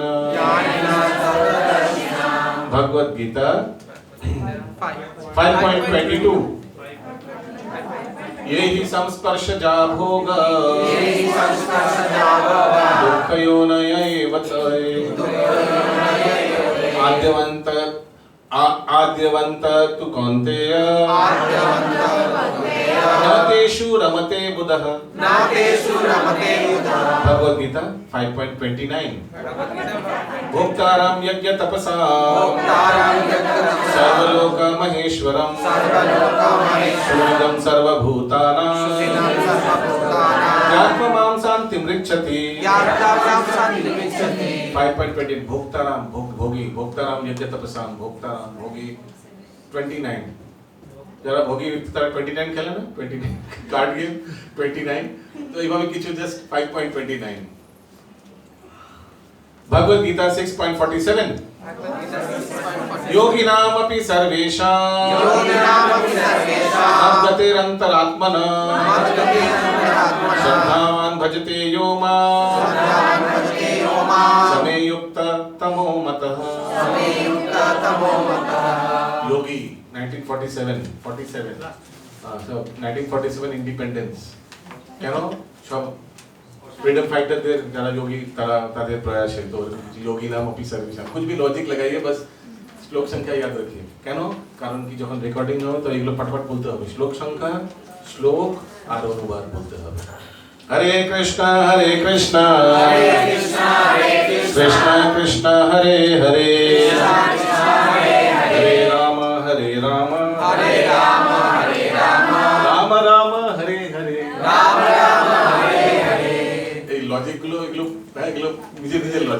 এগুলো নিয়ে। Hare Krishna, thank you very much. চারটে করে এই দেখুন কত ধানে কত চালু, করতে বসে তাহলে বুঝতে পারবেন। তাও ভাগবত গীতার শ্লোক খুবই ইজি, খুবই ইজি। হ্যাঁ, এরপর যখন করবেন জন্মাদিরস্যানবয়দিতরতস চাতেষু অভিজ্ঞাস্বরাট দেনে ব্রহ্মাদিহৃদয় কবিও মুহ্যন্তি যৎ সূর্য, লম্বা লম্বা শ্লোক।